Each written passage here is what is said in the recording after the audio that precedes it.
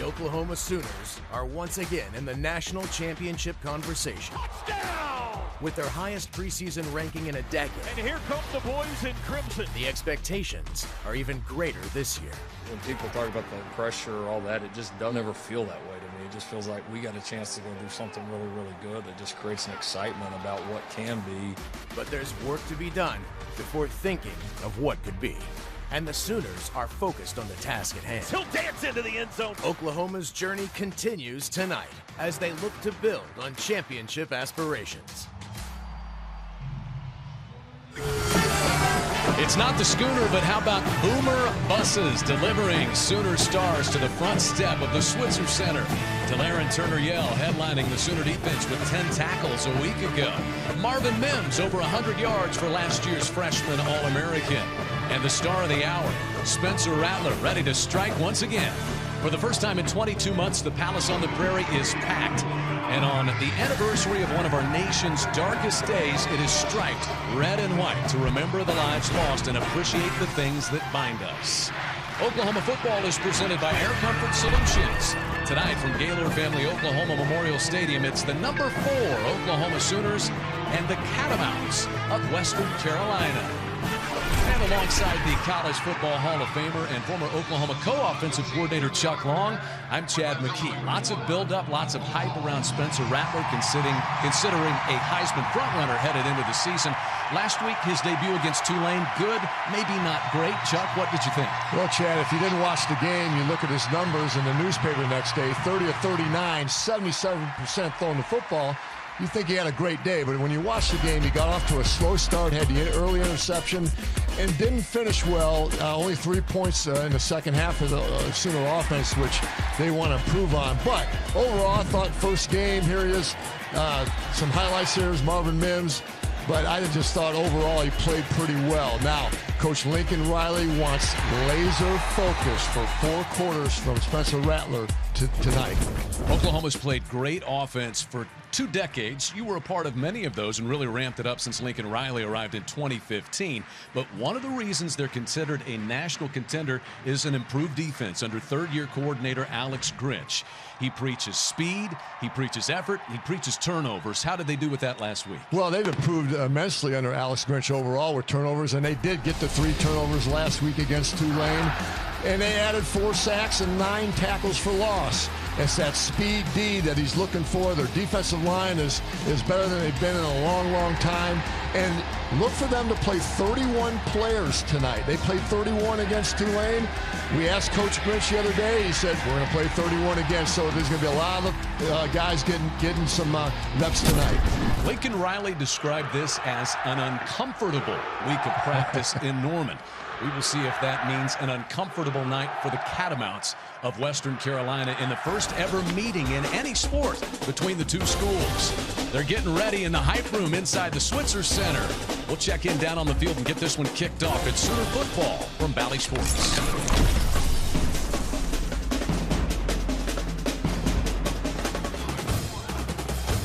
The Sooners roar out onto the field. This was to be the home opener, but Oklahoma did play Tulane. It was moved from New Orleans last week. It is very warm down on the sidelines. That's where our Leslie McCaslin is. We check in with her. Hi, Leslie. Hi, guys. Not too bad. We're tough down here, but this team, after an almost historic upset last weekend, and of course some uncharacteristic mistakes, as OU called them. How was practice? You could call it tough, or Lincoln Riley called it uncomfortable. Alex Grinch was more specific, saying the laundry list of negative outweighed the positive. He told us and he told his team, you're not at Oklahoma just to be okay, guys. Alex Grinch liked some of what he saw last week, Chuck, in particular the second period, but said it's got to get better in week 2. Yeah, he wants 4 quarters of defensive football, total focus throughout the game. They had some letdowns in the game last week against Tulane. Sometimes that happens in a first game, especially with a crowd. Haven't had a crowd in a while. Look for them to improve, especially up front on the defensive line. Rogan Wells, an experienced quarterback, is under center in a wishbone formation to start this game. That'll make Oklahoma fans happy. They shift. Now an empty backfield.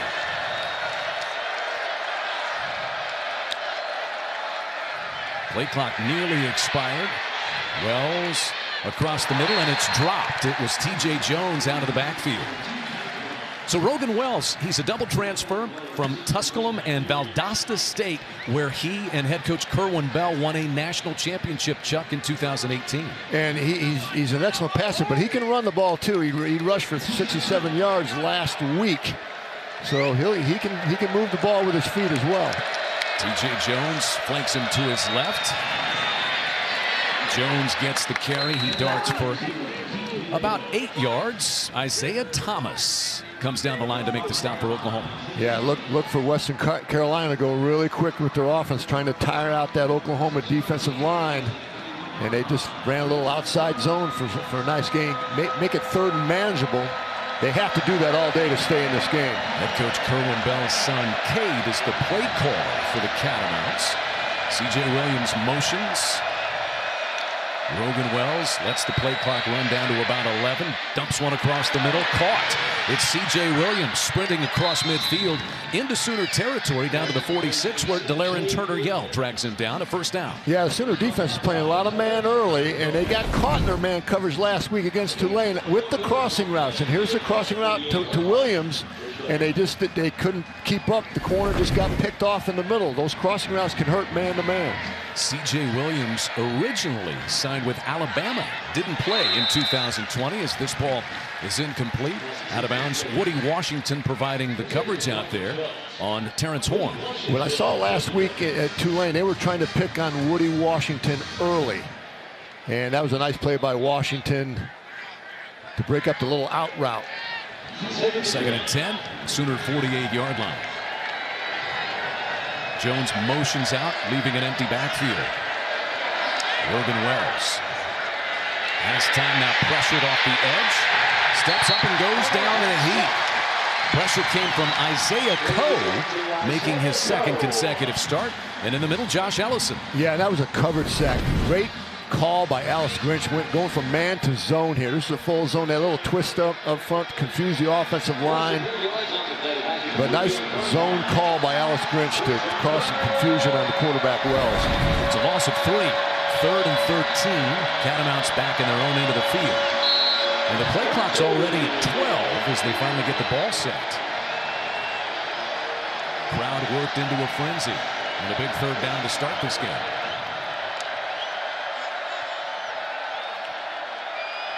OU showing zone defense here again.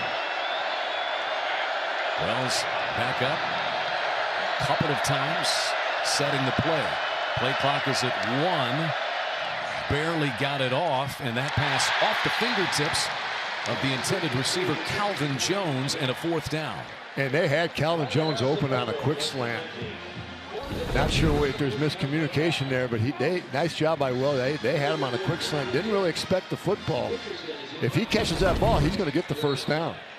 Marvin Mims back deep to return the kick. DJ Graham had the coverage for the Sooners. Whistles are blowing out there. Western Carolina set to punt it away. It was Brandon Dickerson, sophomore punter. Mims back at his own 15-yard line. Derek Anderson is our referee tonight.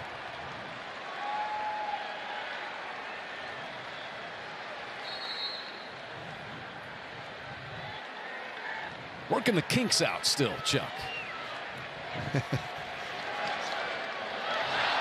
It's a high short kick, and it sails out of bounds. We'll see where they spot this, but that went off the side of the foot of Brandon Dickerson.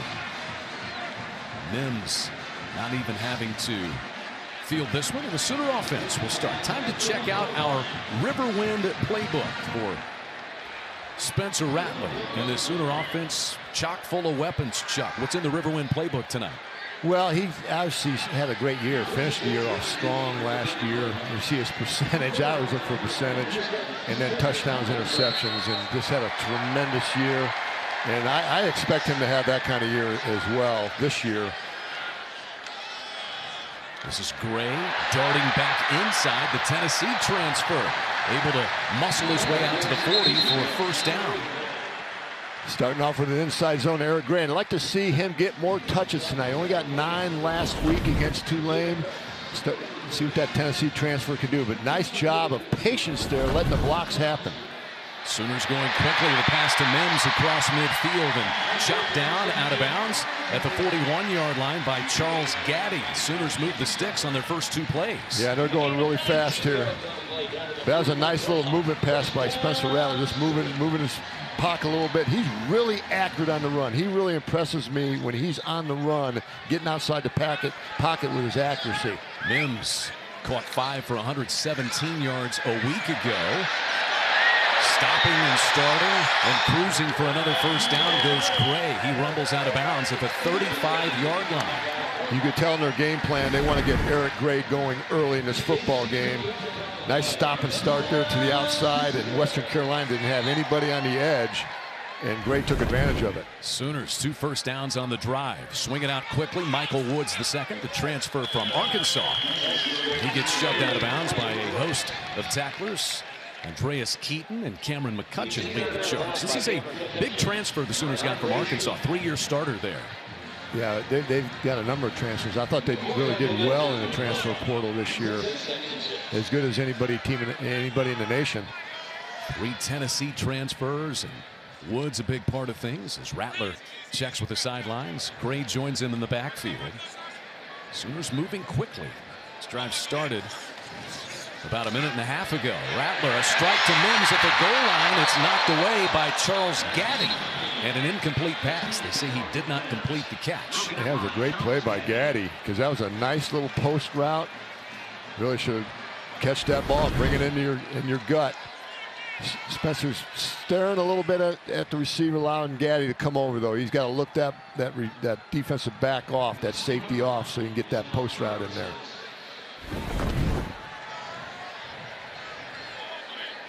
Sooners 3rd down and 6. Plenty of time for Rattler across the middle. Austin Stogner with the first down, and he's dropped at the 6-yard line by Jacob Harris. Big target, 6'6", 251, junior Stogner. Always love those tight ends, Chad, especially over the middle when you need them. Quickly up to the line. 1st and goal from the 7-yard line, and Gray is bottled up. Quickly shut down. Cameron McCutcheon, a transfer from Gardner-Webb. Spent 3 years there. Was able to contain Gray. And they are going fast right now, just trying to tire out that Western Carolina defensive front. Sometimes when you go really fast, Chad, you're going to get a bad play every now and then. You just have to live with it. See the Tennessee transfers: Gray, Wanye Morris on the offensive line for Bill Beatonbow, and Key Lawrence, who we'll see on the defensive side tonight. Some key ingredients. Former Vols. 2nd and goal from the Western Carolina 7. Fake handoff and a slant pattern caught. Touchdown. It is Jaden Hazelwood. And Oklahoma strikes first. And he's your big target, especially inside the 20, because he's 6'3". That's just a little RPO, fake to the running back. Backer sucks up. There's Hazelwood on a little slant route. Everybody has that play in the playbook nationally, but Oklahoma really knows how to run it. Hazelwood missed 6 games with injury a year ago, but back healthy and figures to be a big part of this offense. 8 plays, 70 yards on the drive. Gabe Burkich adds the PAT. Jaden Hazelwood, big target, big play early. Sooners lead 7-0 early on in the first quarter.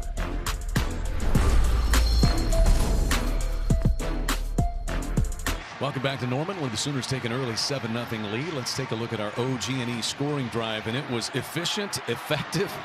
8 plays, 70 yards, 2 minutes and 17 seconds, and a lot of that on the right arm of Spencer Rattler. Yeah, great execution, and they went fast. And Western Carolina couldn't get lined up on several plays, and OU took advantage of it.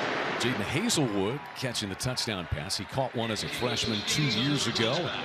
Burkich's kick sailing into the end zone. Western Carolina back out. They picked up a first down, but punted the ball away on their opening drive. Defensive turnaround. So many ways that you could point.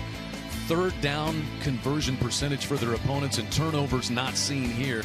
The improvement has shown on graphics like this but more than anything, it's shown on the field, Chuck. It is, and I like that third down percentage there. That's really key to good defensive football, getting those guys, getting your team opponent off the field. That and turnovers, as you mentioned, Chad, are huge, and they've improved in every way. Kenny Benjamin in the backfield this time. Gets it, nowhere to go, and he's swallowed up. Dropped from behind. And coming down the line was Jalen Redmond, back in a Sooner uniform this season after opting out a year ago.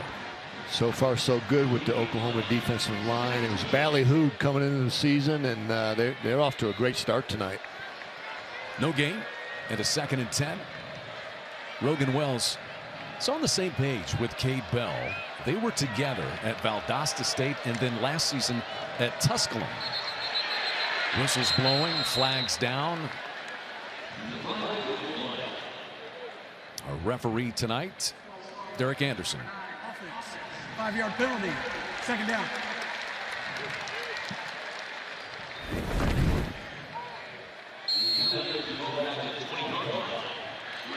That's Mydrian Vines, who's called for the full start.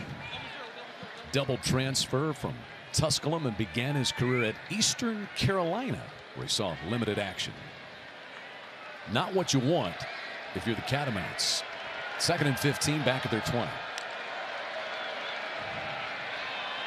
Wells fires high and over the hands of his intended receiver, tight end Clayton Bardall, who was flexed out that time. There's the first-year head coach Kerwin Bell.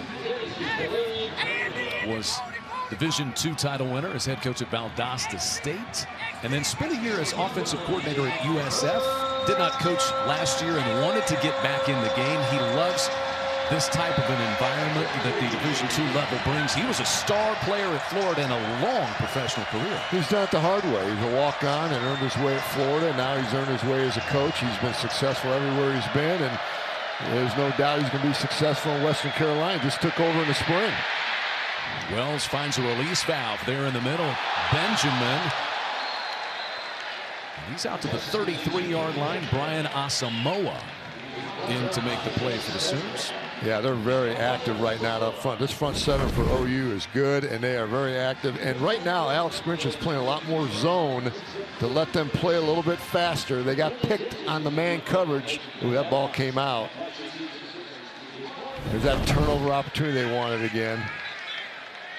But they're playing a little bit more zone and allow that OU defense to play a little faster and settle into this game a little bit more. It was Danny Stutzman, freshman, that got his hand in there to strip that ball out. Mims signals fair catch and takes it at his own 27-yard line. So the Sooner defense forces another punt. The offense back to it when we return.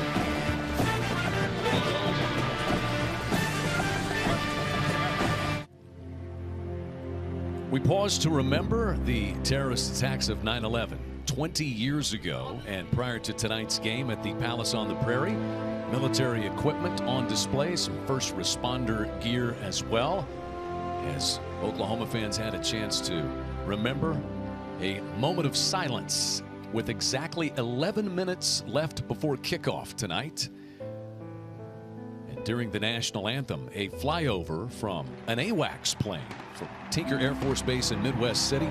The AWACS were deployed immediately following the attacks to help protect the skies above some of our nation's biggest cities. We remember Kennedy Brooks breaks outside and is across midfield to start this drive for the Sooners. Kennedy Brooks, his first carry of the night. He had a 6.2 average against Tulane last week. He is a big play back, and he's got great second level speed. He gets through that first level, his speed picks up. Sooners go quickly from the Western Carolina 40. Rattler takes it himself, tripped up after about a 3-yard gain. And that was not a design quarterback draw. There was nobody open down the field, and he thought he had a chance with a big hole up there to make some yardage and got tripped up. He is really not known for his running ability like other quarterbacks that have been here, but he can move around, and he's really good throwing on the run. Here's Kennedy Brooks. He's our Coca-Cola key player. 87 yards rushing in his return a week ago after opting out in 2020. Rattler, quick strike, dropped by Hazelwood at the 21-yard line. Yeah, that's a rare drop. They went back to that RPO, reading the linebacker. Linebacker bites on the play fake, and they throw to Hazelwood on the quick slant here. He just took his eyes off the ball. He saw a defender coming, took his eyes off the ball. So the Sooners face a 3rd down 7. At the Catamounts 37-yard line, Mario Williams is split out wide to the right. A talented freshman. Rattler plenty of time to throw. Now pressured from the edge and tackled.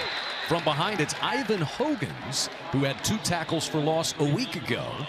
Rattler's able to get back near the line of scrimmage, but it's 4th down, Chuck. Yeah, Western Carolina showed a cover 2, and then at the snap, they rolled to a cover 3 single safety defense. It confused Spencer Rattler. That was a good defensive call by the defensive coordinator, Justin Hines of Western Carolina, on a crucial 3rd down.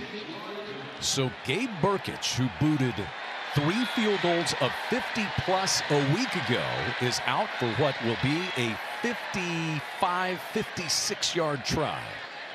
From the left hash, Burkich, plenty of leg. Gabe Burkich has done it again. 4 field goals of 50-plus for a budding star and one of the front runners for the Groza Award already. Money. He had 16 points last week. It saved the game. Here he is. Money Burkich.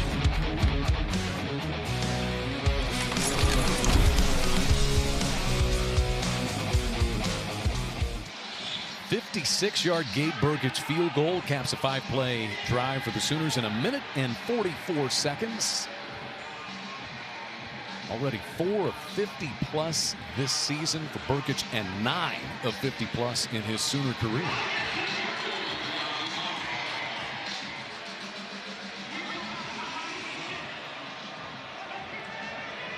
Burkich back. His first 2 have been touchbacks. This one is a little bit shorter, though. Returnable. It's Terrence Horn across the 20 and whacked down at the 25-yard line. Gabe Burkich 3 of 50-plus last week. Let's do some math. Oklahoma won by 5, and they got 9 points on 3 50-yard field goals. Yeah, they did, and they got 16 overall, counting the extra points. They needed every single one of them to beat Tulane. Keep that ball outside of 50 yards, and you got a money man in Burkich. He'll give you those points. Off to a great start, like you said, Chad. So now we will see if the Catamounts can mount anything offensively. Sooners forced a 3-and-out on their last possession. Rogan Wells, a sweep this time. T.J. Jones trying to hit the edge out to the 30, where Brian Asamoah tracks him down for the Sooners. Yeah, Brian Asamoah is all over the field early in this game. They are very active up front. Really came out with better energy than they did last week. You could tell that they had a hard week of practice. It was uncomfortable, as you said, Chad. Chuck, when coaches say that's on us as coaches to get our guys to play better, you know you're in for a long week of practice. Yep. This pass is behind the intended receiver, Calvin Jones, and it's nearly intercepted by Asamoah. Yeah, just trying a little pick play, but right now, Oklahoma's defense is playing all zone. They've settled into this zone defense right now, gotten away from their man-to-man. It's confusing Western Carolina. Sooners have 3 takeaways. Last week they had 16 interceptions last season. That was 3rd most in the country.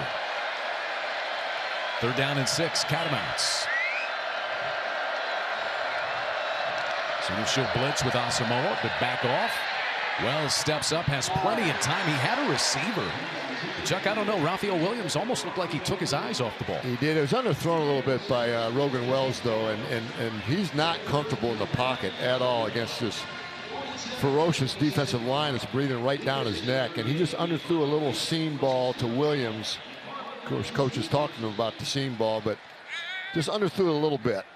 Williams saw that safety coming over now. Marvin Mims back deep once again. Hasn't had a chance on the first 2 punts.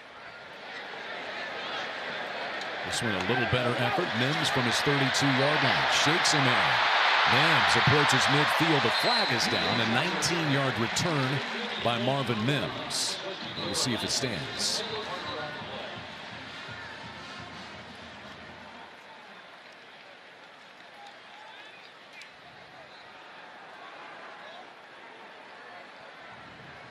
Officials confer.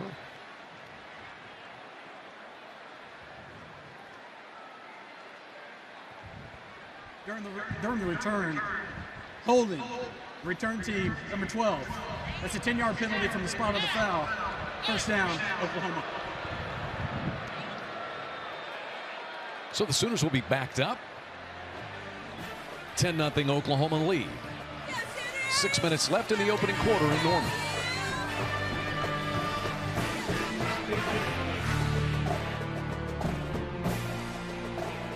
Oklahoma football is brought to you by MidFirst Bank, exclusive home of the OU Visa debit card and OU Rewards credit card. And by Bud Light. It's for the fans. What a beautiful setting. The best in all of college football. Red and white stripes in remembrance of 9/11. So far for Oklahoma's offense, 10 points. Touchdown pass to Jaden Hazelwood and a Gabe Burkich 56-yard field goal. Rattler fakes the handoff to Gray. Has a man running wide open in the middle of the field. It's Braden Willis, one of those hybrid tight end H-backs that Oklahoma has become so known for. He's tracked down by Jacob Harris. Yeah, really good on the move. Great touch by Rattler, and he saved the throw. He saved that receiver from getting hit by the cornerback. Nice touch. Braden Willis, Jeremiah Hall, those H-backs that catch the ball and block Austin Stogner. Throw him into the mix as well. Over the right side. It's Gray down to the 20-yard line. 15 more for Eric Gray. Does he look a little more explosive tonight maybe than in the opener, Chuck? Yeah, they want to get Eric Gray going tonight, obviously. But great play calling by Lincoln Riley. Nice balance in the offense between running and throwing the football. And it has a good mix as keeping Western Carolina off balance. Sooners already 60 yards rushing. And Gray has 42 of them. Out of the backfield, Gray wide open. He has his first touchdown as an Oklahoma Sooner. Eric Gray from Spencer Rattler, 20 yards, and it's 16-0. Yeah, just a little back out of the backfield seam route, and Western Carolina just blew coverage. There's nobody on him. Good job by Spencer Rattler. Easy pitch and catch. First touchdown for Eric Gray as a Sooner. Obviously getting him, like I said a minute ago, they're getting him in the game plan early. Give Eric Gray some touches. Went over 100 yards rushing 4 times and a Tennessee Volunteer and caught 30 passes. Here tonight, he has his first Sooner touchdown. It's a great mix of plays by Lincoln Riley. All the way down the field between running and throwing the ball and then using your back. Here he is just coming out of the backfield. There's nobody there. That's a defensive bust by Western Carolina. 3 plays, 58 yards in 57 seconds.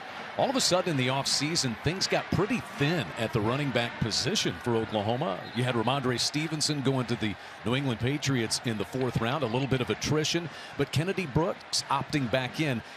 For that reason, with the limited depth, this was a huge transfer get for Lincoln Riley and the Sooners. Yeah, he did that. They were down to 2 scholarship running backs. And, yeah, a huge get. And as I mentioned at the outset, I thought Lincoln Riley and his staff did very well in the transfer portal. As good as anybody in the country. And you can see the talent and ability that Eric Gray has.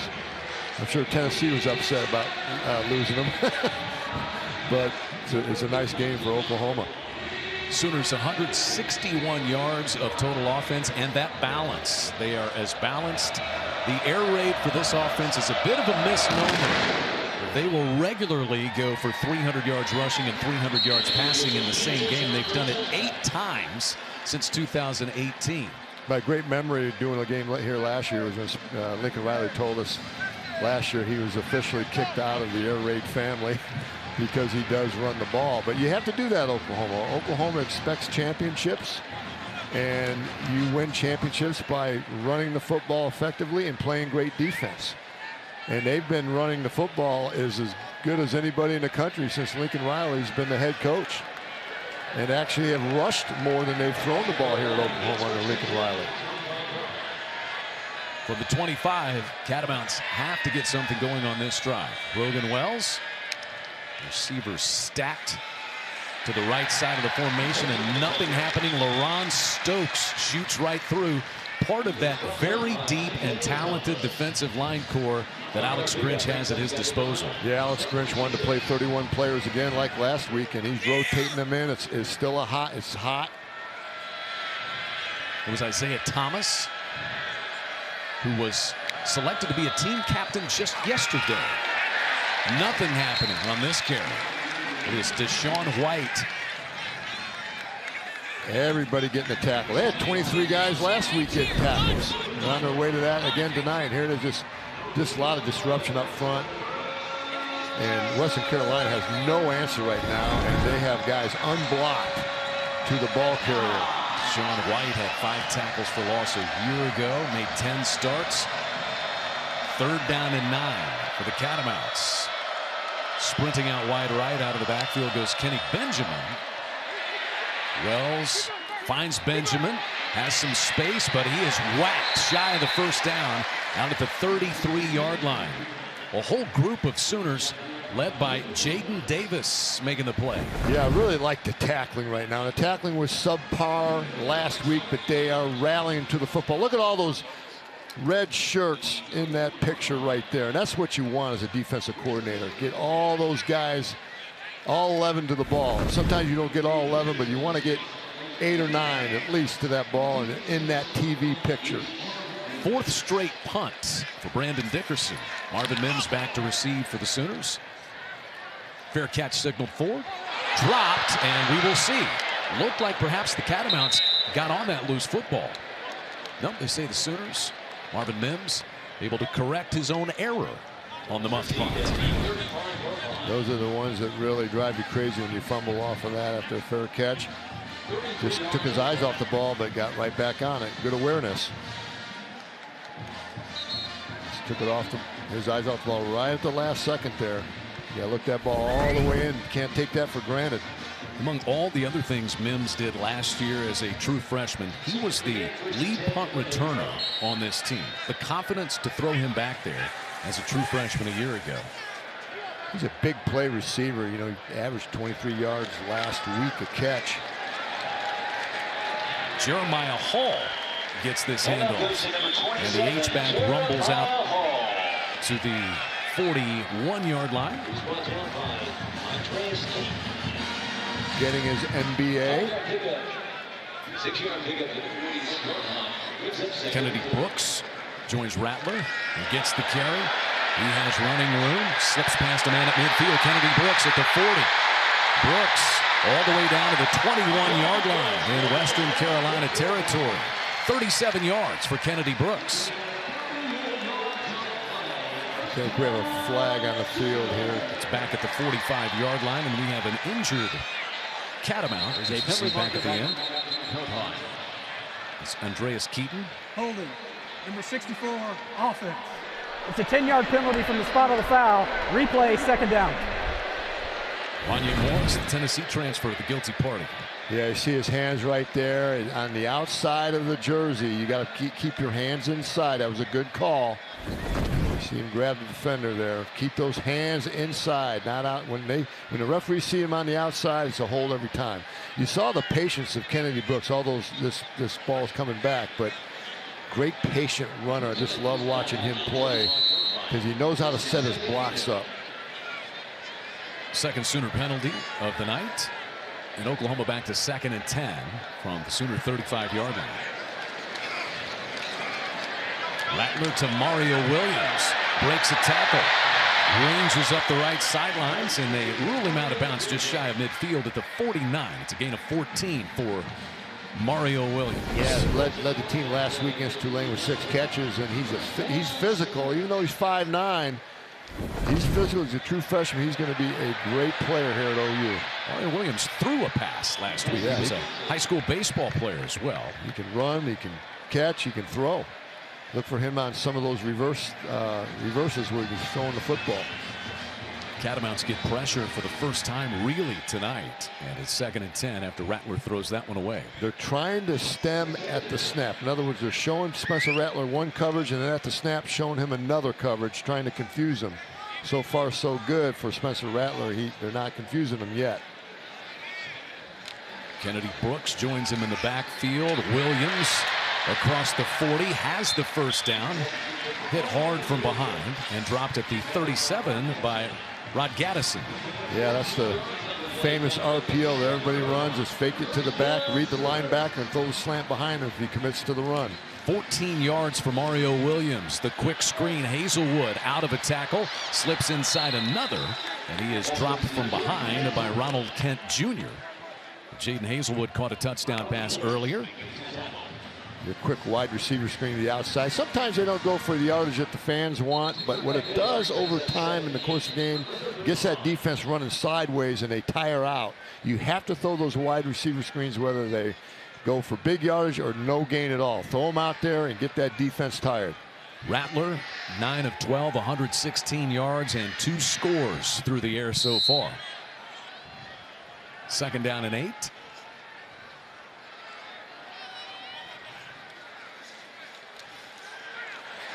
Rattler, Williams, all alone, first down. Steps out at the 24-yard line, a gain of 11. Cameron McCutcheon knocked him out.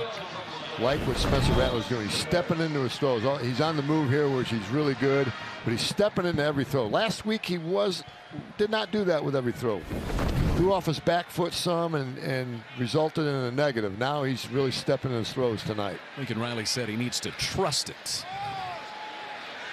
Kennedy Brooks, so patient, weaves his way to the outside and picks up 2, maybe 3 yards, escorted out by Cameron McCutcheon again.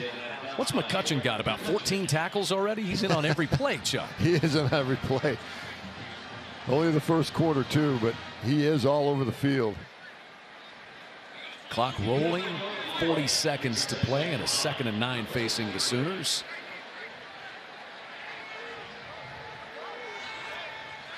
Spencer Rattler full command of this high-powered Oklahoma offense. Fake handoff, looking for Drake Stoops, but couldn't get it to him. Rattler takes it himself and has all kinds of real estate. Inside the 10 to the 5, he spins to the goal line. He reaches across. Did he get in? He did not. Just shy and at the 1-yard line. 22 yards for Spencer Rattler. Yeah, heads up play. There's nobody open. Everybody's covered. Bought a little time. Saw the opening. Took off. He needs to tuck that ball and don't do this at the end. Just tuck that ball and get on down. You don't want to take those hits either as a quarterback. We saw a shake. We saw a roll. Rattler denied the touchdown, though. What a productive offensive first quarter. 235 yards and 17 points for the Sooners. And the defense forcing 4 punts. Jaden Hazelwood into the end zone. And it's all Oklahoma after 1 quarter here in Norman.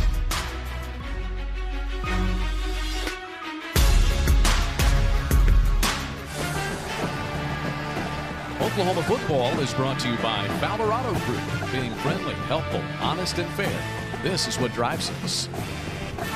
By Paycom. Looking for a career in tech with competitive pay and benefits? Paycom is hiring. And by Love's Travel Stops. Clean places, friendly faces.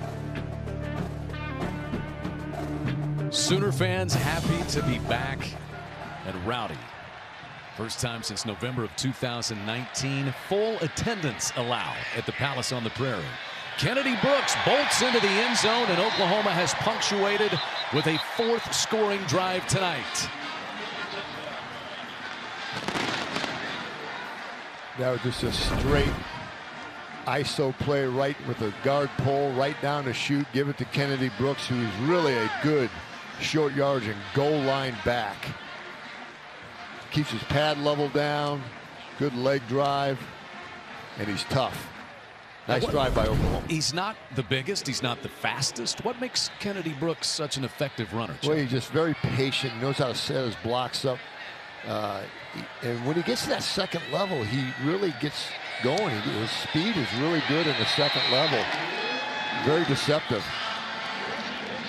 Sooners lead 24-0. Gabe Burkett's perfect in his career on PATs. This was a week ago in his return. Didn't look very rusty to me. No, he's a big play back. He has great vision, as you can see there. Hard to bring down, and he's versatile. Oftentimes, teams have a between the 20s running back and then a goal line back they put in there, but he can do it all. Remember when Kennedy Brooks first arrived in Norman, he showed up. It was a pretty crowded backfield. Sooners had Trey Sermon, Rodney Anderson, Marcellus Sutton, and Kyler Murray was a running quarterback as well. But he has been, I think the word you used, patient. He's waited for his time. This guy that's had 2 1,000-yard rushing seasons already as a Sooner. Yeah, he's very smart. You can tell just the way he sets things up with his blocks and his runs, and then he'll get what he can get and get you a little bit more with that leg drive. And he's good. He makes the first player miss, and all good running backs should do that. And then he keeps his legs going on contact for that extra yardage. The Sooner offense is rolling, but to get the offense out there, the defense has to make stops. Right, Leslie? Yeah, they've made just a few guys. 31 players. That's how many they played last week. That is the plan going forward with the Heat, with the fact that this team plays 9 games straight without having a bye until November. But I can tell you right now, this defense, as hard as they've worked, they look fresh, and their coaches are happy. Roy Manning, one of the assistant coaches, telling their guys, let's challenge them. We are dialed in. We are focused. I think a little happier right now than they were last weekend. Definitely so. Alex Grinch talking about that. We don't rotate just so you can get a breather. We rotate so you can play hard every snap defensively. And that ball is dropped. Caleb Kelly has picked it up. The super senior recovers yet another fumble. And right now, Western Carolina's rattled. This defense is all over him. He just dropped it. Williams just dropped the ball. He had the completion, secured it, just dropped it. And Caleb Kelly's right there to clean it up. There's that turnover that Alex Grinch wants. He talks about the turnovers. They coach it.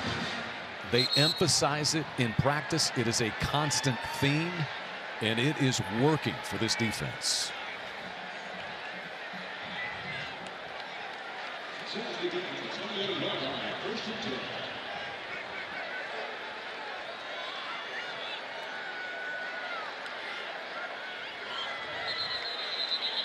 A lot of smiles in this crowd full of Sooner fans so far. The previous play of a fumble is under further review. Yeah, they're going to see if he had possession of the football. To see if it was a turnover or a fumble instead of an incompletion. Did he have possession of football? Looked like to me he did.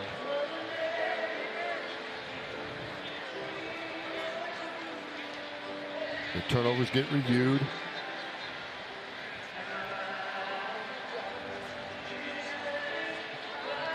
Caleb Kelly, as you mentioned, the super senior.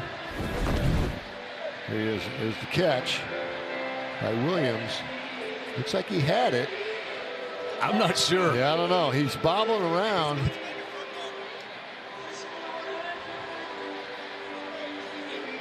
A little crossing route from Wells. I don't know.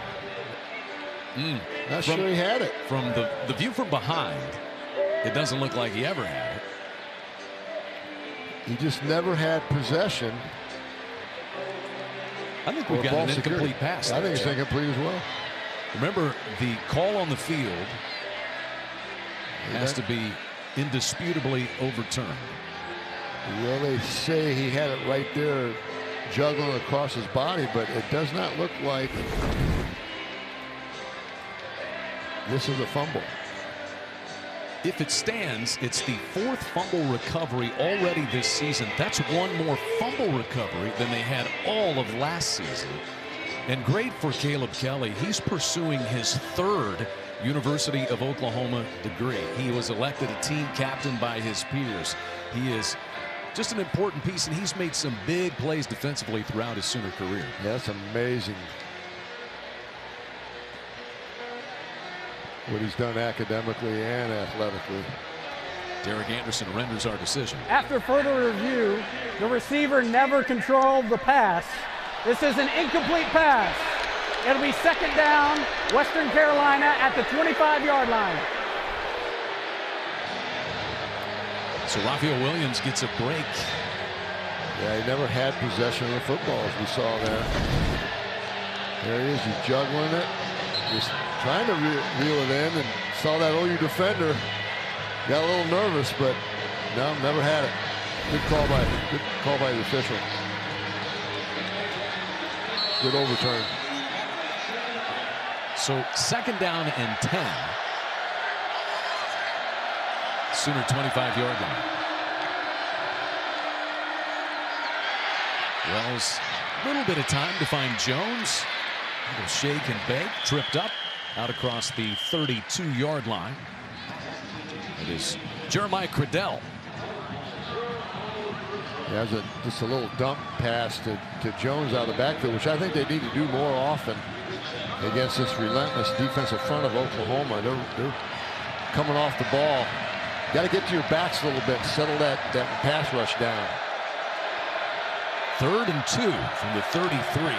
Catamounts desperately need to at least maintain possession here. That ball's a little short, underthrown, but it's not caught at the 39. Ruled incomplete as C.J. Williams, the Alabama transfer, could not hang on. Now, Rogan threw a little bit low for him, but he should have had this ball. He needs to have it. Yeah, it looks like the tip of the ball came out, hit the turf.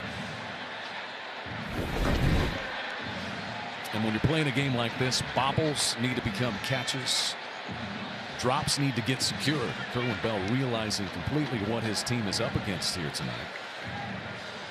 Yeah, you got to look that ball all the way in.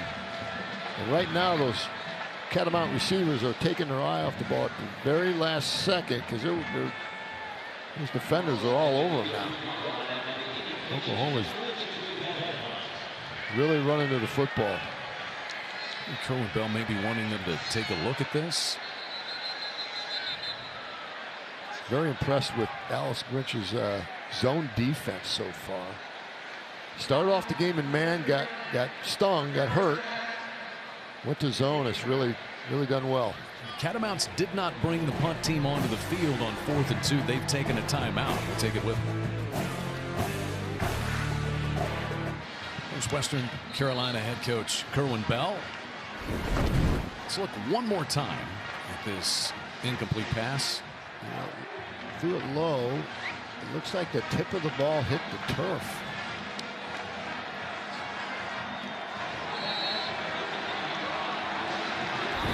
That's awfully close. It's awfully close. Ruled incomplete. Catamounts will go on 4th and 2 from their own 33-yard line. And they will not get it.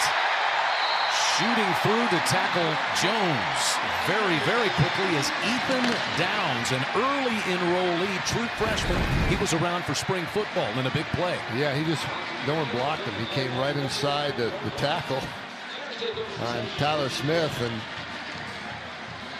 just shocked the gap right there, Chad. And nice play for the big loss on 4th down.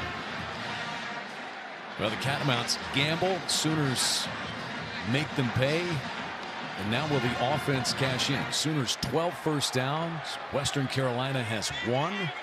Oklahoma 109 yards rushing and 127 passing. Rattler in the offense back out. Gray twists his way inside the 30-yard line. Trevor Childress makes the tackle for Western Carolina. 2 yards for Gray. Yeah, both running backs, Eric Gray and Kennedy Brooks, are running with a purpose tonight. You know, Eric Gray only got nine touches last week, as I mentioned. I want to make these count tonight.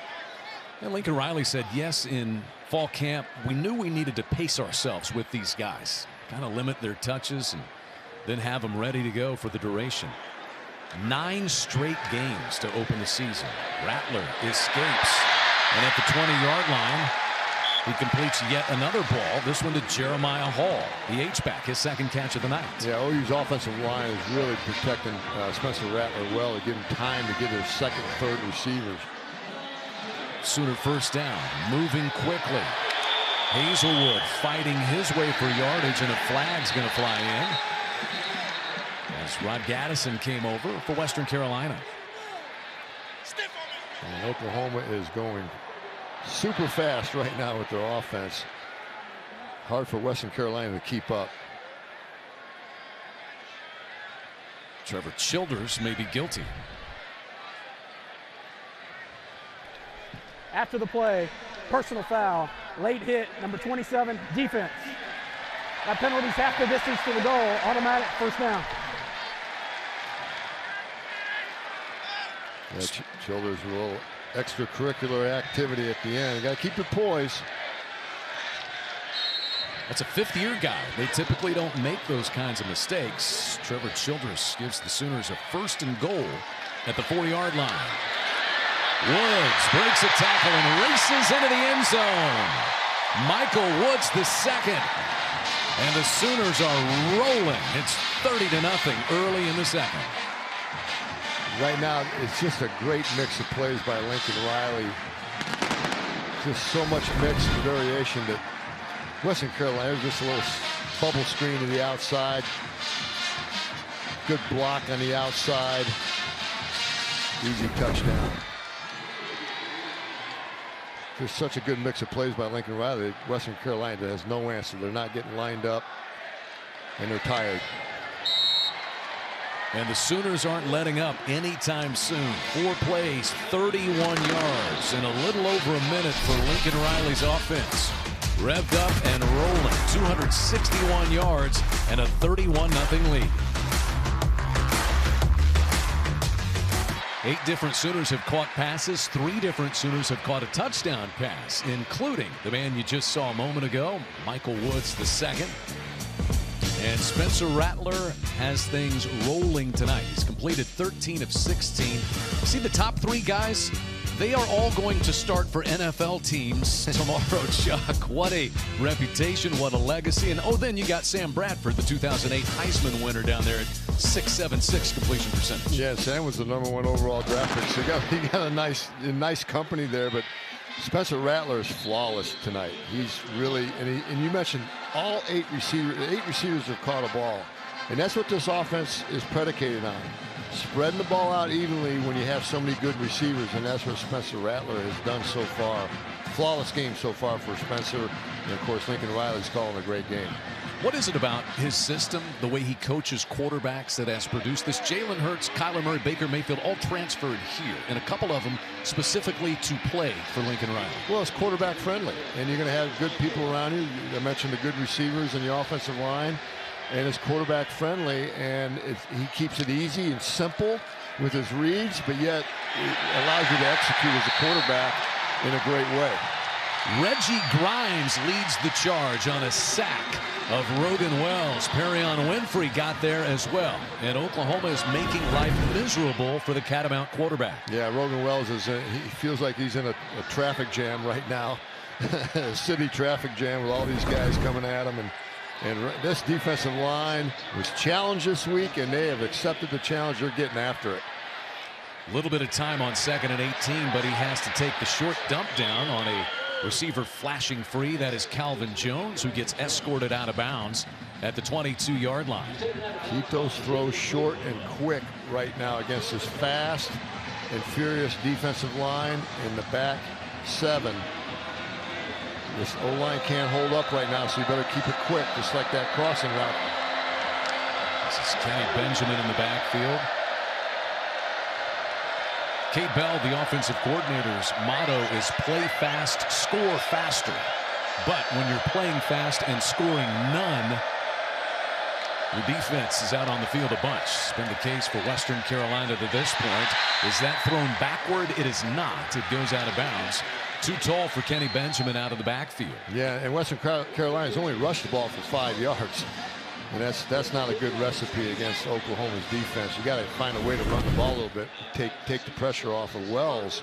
This little swing pass, just a high throw there.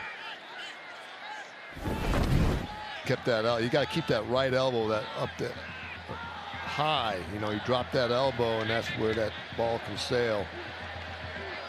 But Rogan Wells is feeling a lot of heat right now. Marvin Mims retreats, takes this at his 32 as a flag flies in. Marvin Mims tripped up as he sprawls out across the 45-yard line. Hogan's makes the special teams play. We'll see what the flag is all about back at the 38-yard line. He might have made the fair catch, and then he ran after the catch, after the fair catch.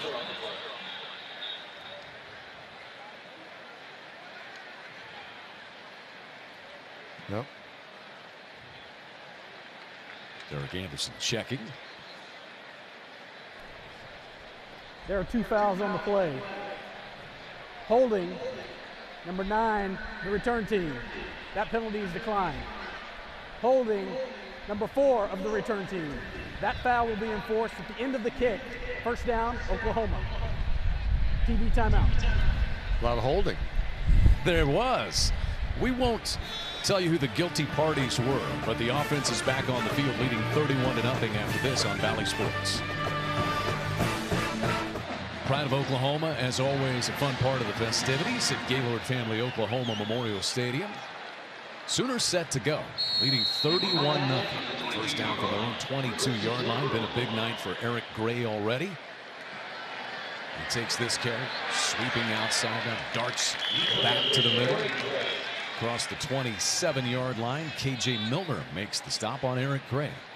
Offensive line coach Bill Biedenbaugh really likes a pulling lineman or a tight end or a fullback to lead the way for those running backs. And there's someone pulling a lot up front.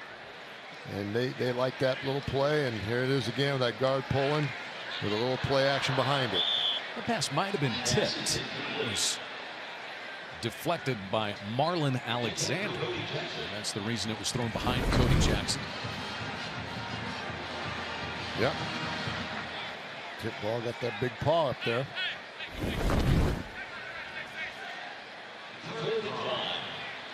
Alexander transfer from Gardner Webb.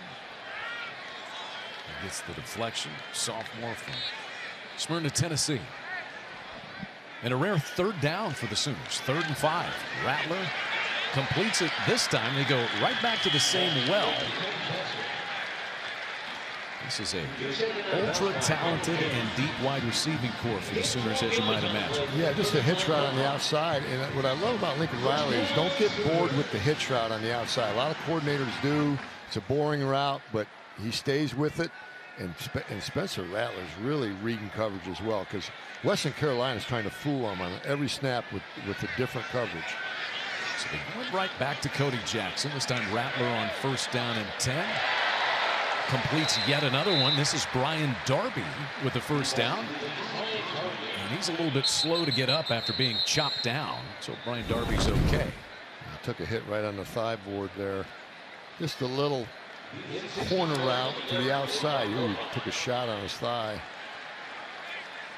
Cameron McCutcheon's made a bunch of plays tonight. Looks like Brian Darby's okay. Sophomore from College Station, Texas, had 3 catches last week. And just 1 catch all of last year. Yeah, moving the pocket for Spencer Rattler, so can't get a beat on him right now because he's not in the pocket every single time. Good mix of bootlegs and rollouts by Lincoln Riley. And he is on target tonight. Going really well. Setting those feet. Didn't set them last week all the time. He's setting them tonight. Gray the lone setback again. 10.5 minutes left in the opening half. Gray darts around the left side across the 40. Weaves his way all the way down to the 27-yard line. That little draw trap play for the pulling guard. There's the pulling guard, and Eric Gray sets his blocks up really nice. And he's north and south. Doesn't get east and west, goes north and south at the end there. 67 yards already for Gray, and on 1st down he's able to push the pile down to the 24-yard line. Lincoln Riley slowing it down a little bit, eating a little clock here, running the ball. Wants to eat some clock a little bit, use up some clock. And it's all a lot of run game right now. Gray gets a breather. Kennedy Brooks in.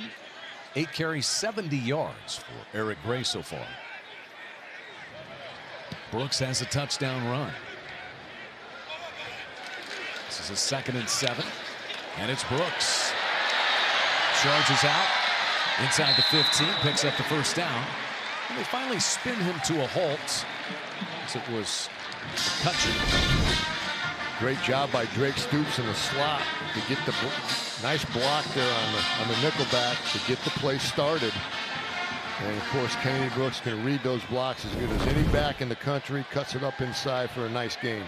Nice block by Drake Stoops. Eric Gray's back in.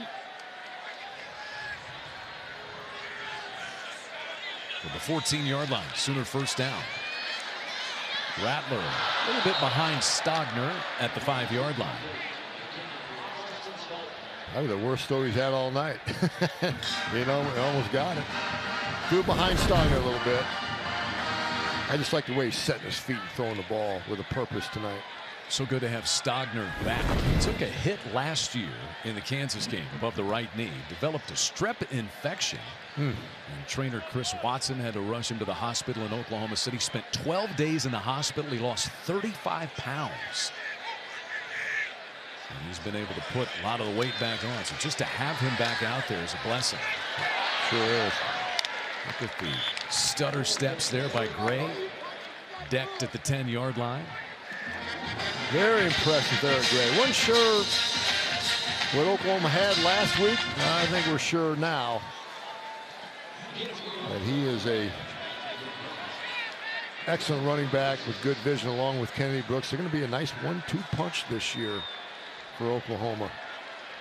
4 yards for Gray and a 3rd and 6. Clock winding now. Great formation variation by Oklahoma. Good mix. Rattler up top, a great back shoulder throw. It's caught by Mario Williams. Super Mario and a Sooner score. It's 37-0.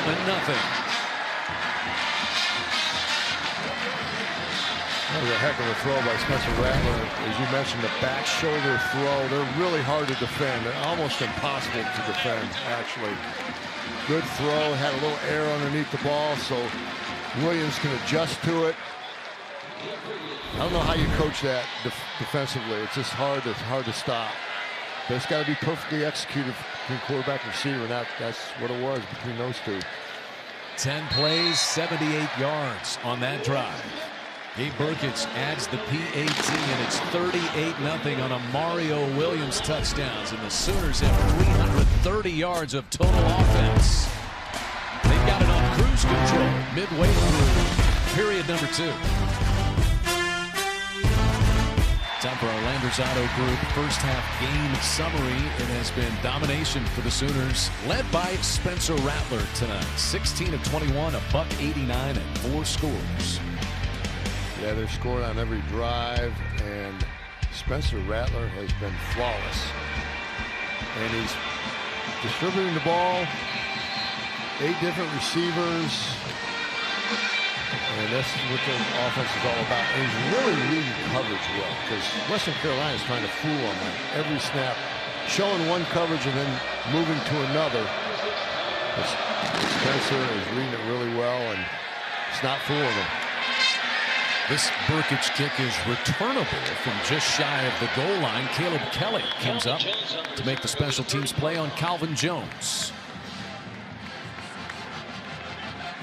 Western Carolina has managed just 52 total yards against Alex Grinch's Sooner defense. -3 rushing.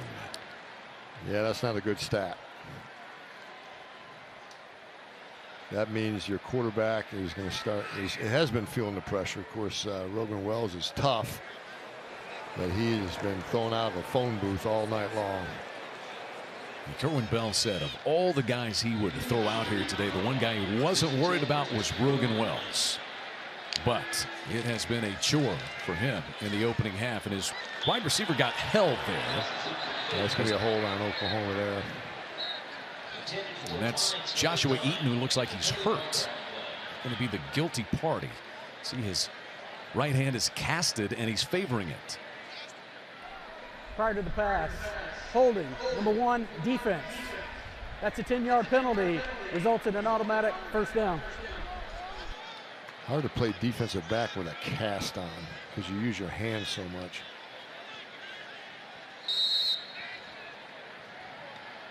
So Joshua Eaton, the sophomore from Houston, 4-star guy coming out of high school, played 5 games a year ago for Alex Grinch and Lincoln Riley. That's the second first down of the game by penalty for Western Carolina, though. This time Wells will swing it out to Jones, but it's overthrown and incomplete. And the pitter-patter of footsteps from David Ugwebu might have been heard.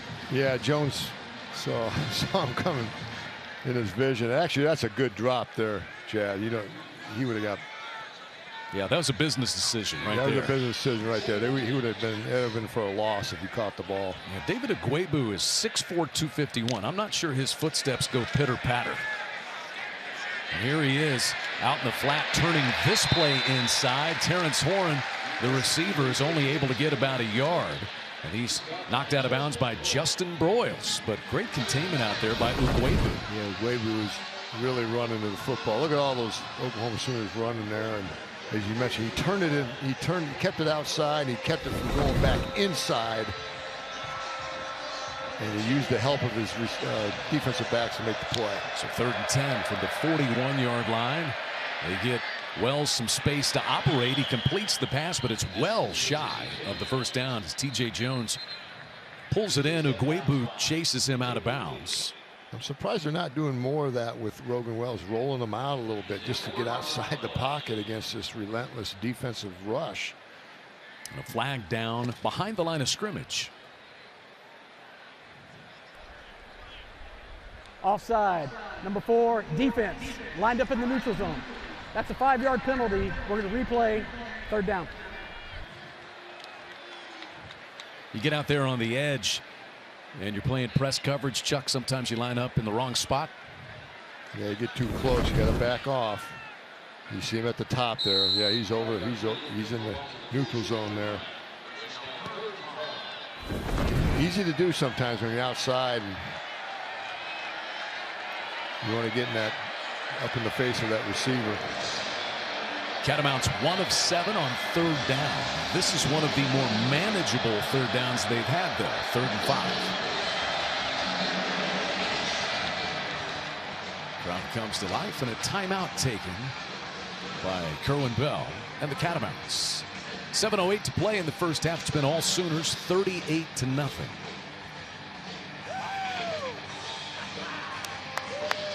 Finally a manageable down for the Catamounts. Alex Grinch's Sooner defense up to the task tonight. They've allowed 52 total yards, and during this little timeout, let's check in with Leslie. Well, guys, it's been a tough season for the Catamounts, particularly because they've had some really hard things to go through. The fact that their assistant coach, John Peacock, died earlier this season. He passed away in August because of complications due to COVID, and they say that this was his dream job. They're not only wearing JP on the back of their helmets, but it says the word grind underneath it because they want this team to take on his personality, to put your head down and grind. They knew that this was going to be a tough test today, guys, but they just wanted to walk away being proud of the way they played this season in honor of JP. Thank you, Leslie. Moment of silence prior to the game in honor of John Peacock. Right at the first down stick. This is going to be close. Complete to Mydrion Vines. And looks like they will move the sticks. Catamounts, a couple of first downs on this drive, able to sustain. Yeah, getting the ball out quicker. From the Sooner 49, Wells working quickly. Pressure off the edge, caught up the middle. Perrion Winfrey pounces on him like a big cat. It's been all zone coverage for Alex Grinch's defense since the beginning of the game. He tried man-to-man early, didn't work. He went to full zone. It's about zone every play. Allow that defensive rush to get there. That was a good coverage sack right there. The back end was solid. Allowed that defensive front to get there. By Winfrey. Winfrey's second team All Big 12 a season ago. The sack. Loss of a yard. Wells, heavy pressure.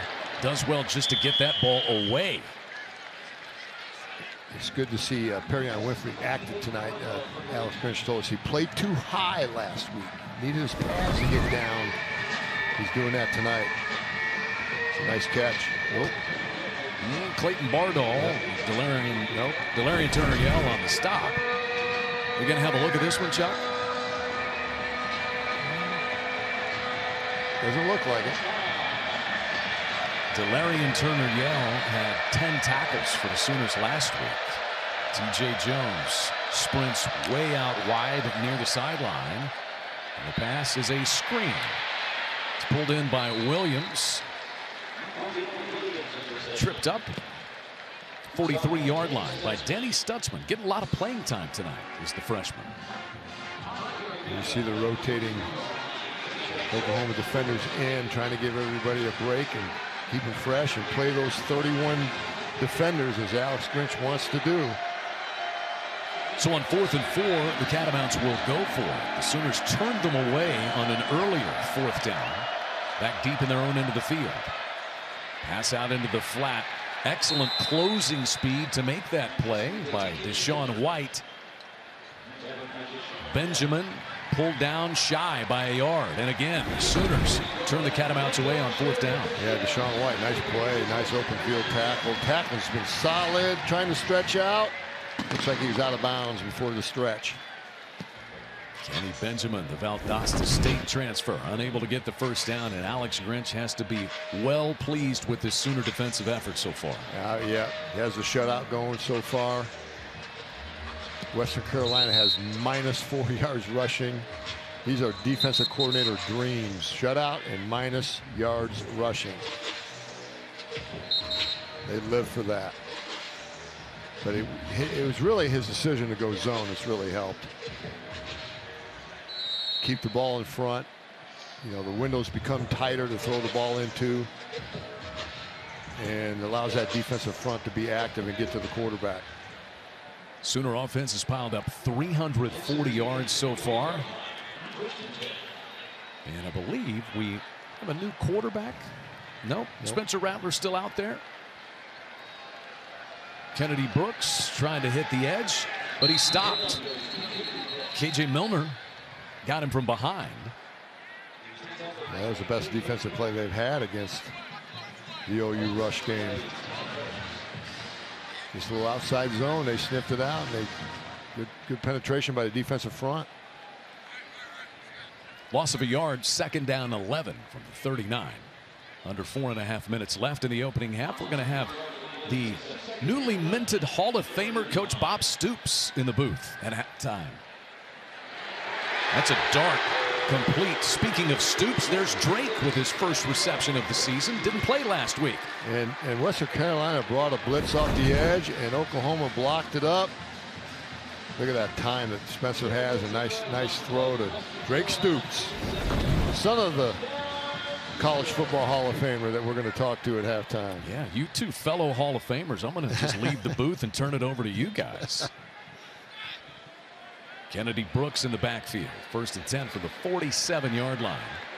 Rattler dances, darts, and dashes. Spilled at the 40-yard line by Ty Harris. Offensive line for Oklahoma is doing a nice job with that pocket. Good coverage down the field by Western Carolina, and Spencer couldn't find anybody. Did the next best thing. I always say, hey, if you have to pat your feet 3 times in the pocket, that's when you need to run. And the best way to run for a quarterback is up inside the pocket. You get outside, then you get the losses with the edge rushers. Rattler's got 4 carries for 21 yards. He throws this one a little short and behind. And he did not set his feet. That's where every now and then he'll do that. He won't set his feet properly and get his hips around to make that throw. He wants to throw a little bit too early without his feet being set.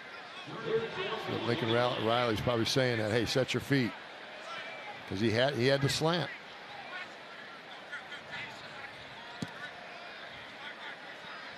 This is Sooners' rare stoppage of the clock on this 3rd down and 4. He's really targeted Cody Jackson quite a bit here in the 2nd quarter, but behind him that time.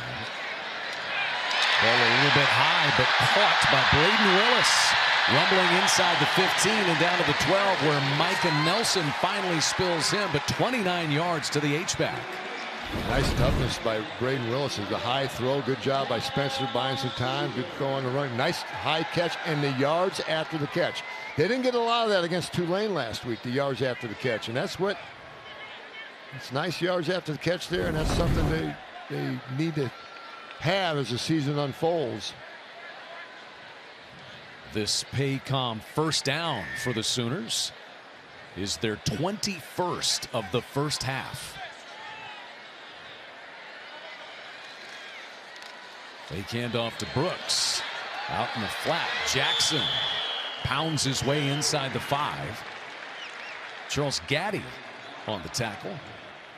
And Braden Willis had a nice block on the outside. You have to get the screen pass or the wide receiver screen pass started, is what we used to coach. Get it started, and it gets started with that first block. And Braden Willis had a great block to get that thing going. Jaden Hazelwood onto the field late, replacing Cody Jackson. Sooners go on 2nd down and 3. They can pick up a first down at the 3. Kennedy Brooks joins Rattler in the backfield. One-on-one coverage on the outside. It's Mario Williams up there, and Lincoln Riley walks over and takes a timeout before the play clock expires. He and Spencer Rattler going to get on the same page. They've been on the same page, chapter, verse, and line this entire first half. It is time for the OU Health leaderboard, and we're talking conference championships. 14 of them in the Power 5. 6 straight for the Sooners that they have won Big 12 titles. It's the longest Power 5 streak since OU won 12 straight Big 6 titles. And they are tied with Clemson with 6 in a row.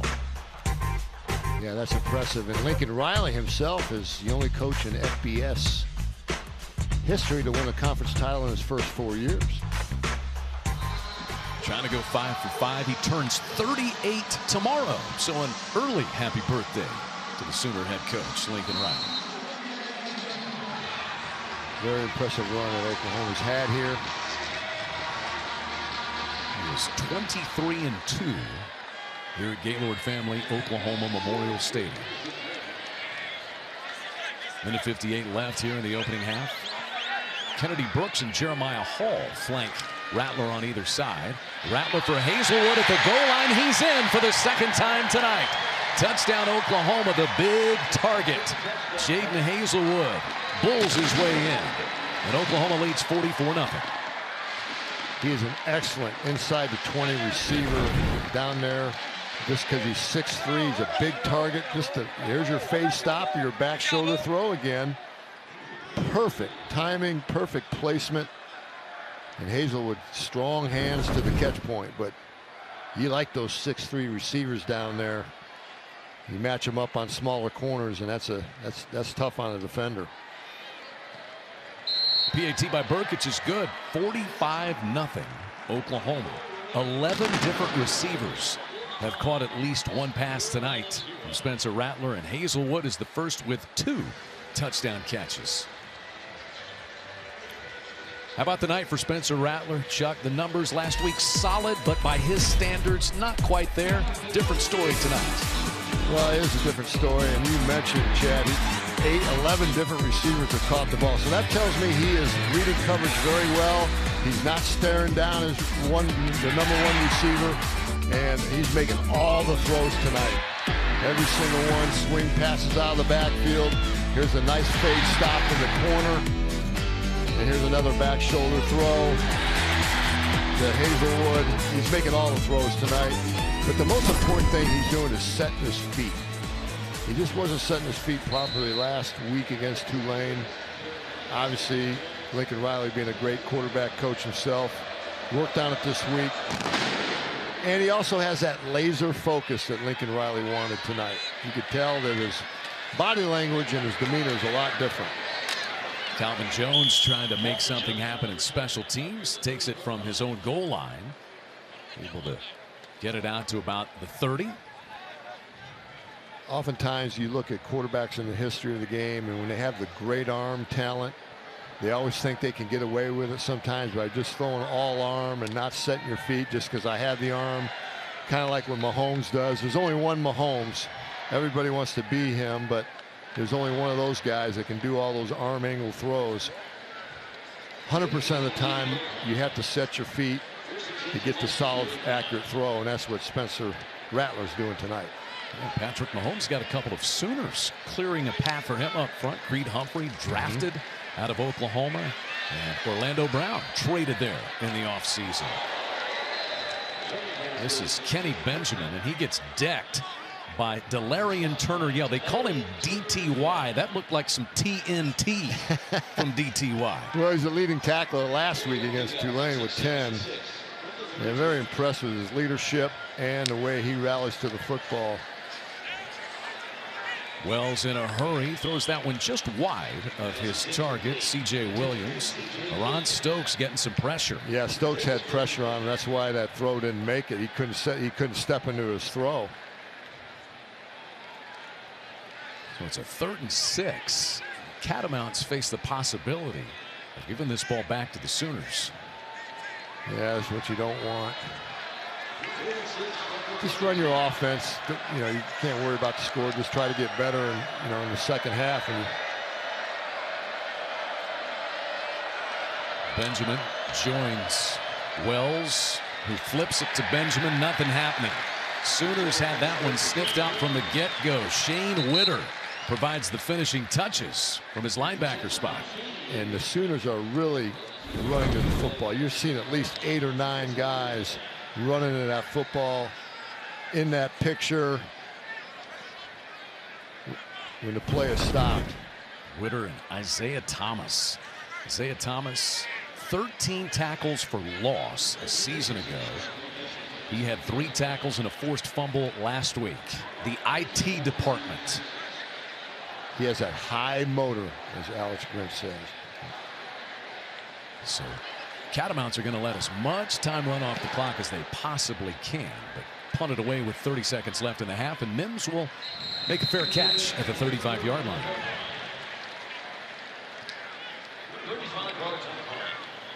Marvin Mims, freshman All-American of a season ago, backed that up with 5 catches and 117 yards last week.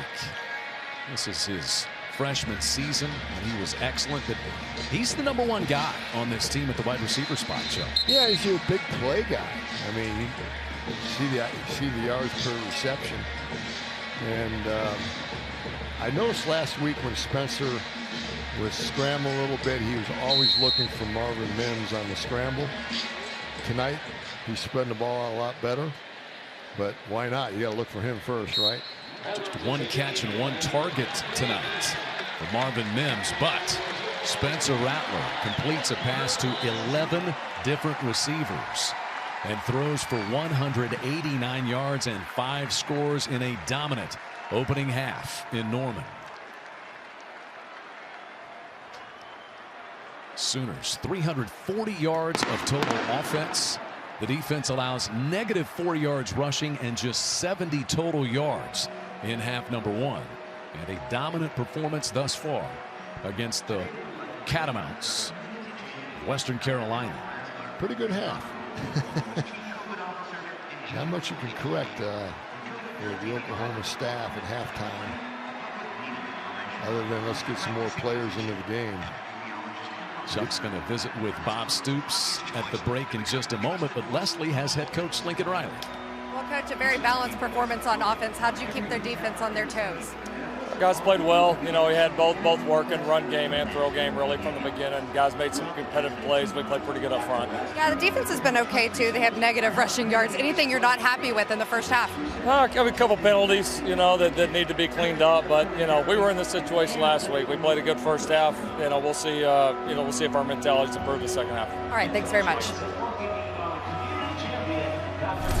Not much negative for Oklahoma in the opening half. The defense forcing turnovers and providing multiple offensive opportunities. 400 total yards for Rattler, and the Sooners rolling in Norman.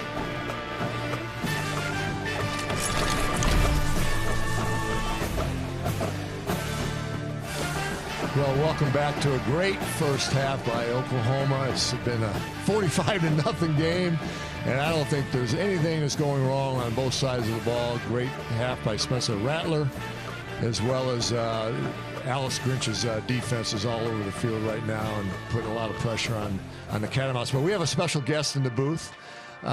He's the all-time winningest coach in Oklahoma history. He's been on a whirlwind tour right now. Let's start with that, Bob. You're now at the Big Noon Fox TV crew. How you like it so far? And tell us about your travels today. Big Noon kickoff. I was in Columbus for the start of the kickoff at noon, and 10 to 12, and then I was there for the halftime show. Scrambled right to a plane, changed in the plane to my OU outfit to be here to watch OU, and my son Drake, my son Isaac is also coaching. So I scrambled, got changed in the plane to be here. I wanted to see you broadcasting as well. Well, I'm glad you're here. It's an honor and privilege. And you've had a lot of Big Ten games so far. A lot of Big Ten action. Love it. Our Big Ten roots going back to Iowa, you and I. Love it. Was in Camp Randall last week. Was in Minnesota for Ohio State, Minnesota on Thursday ahead of that. And then, of course, at the Horseshoe at Ohio State there. And everybody's talking about back when you beat them back there back in the day. Right. Well, I forget the year. I can't. Yeah, we all forget the year, but it's great to have you here and got you here. I'm glad to play. It was good weather and all that. But yeah.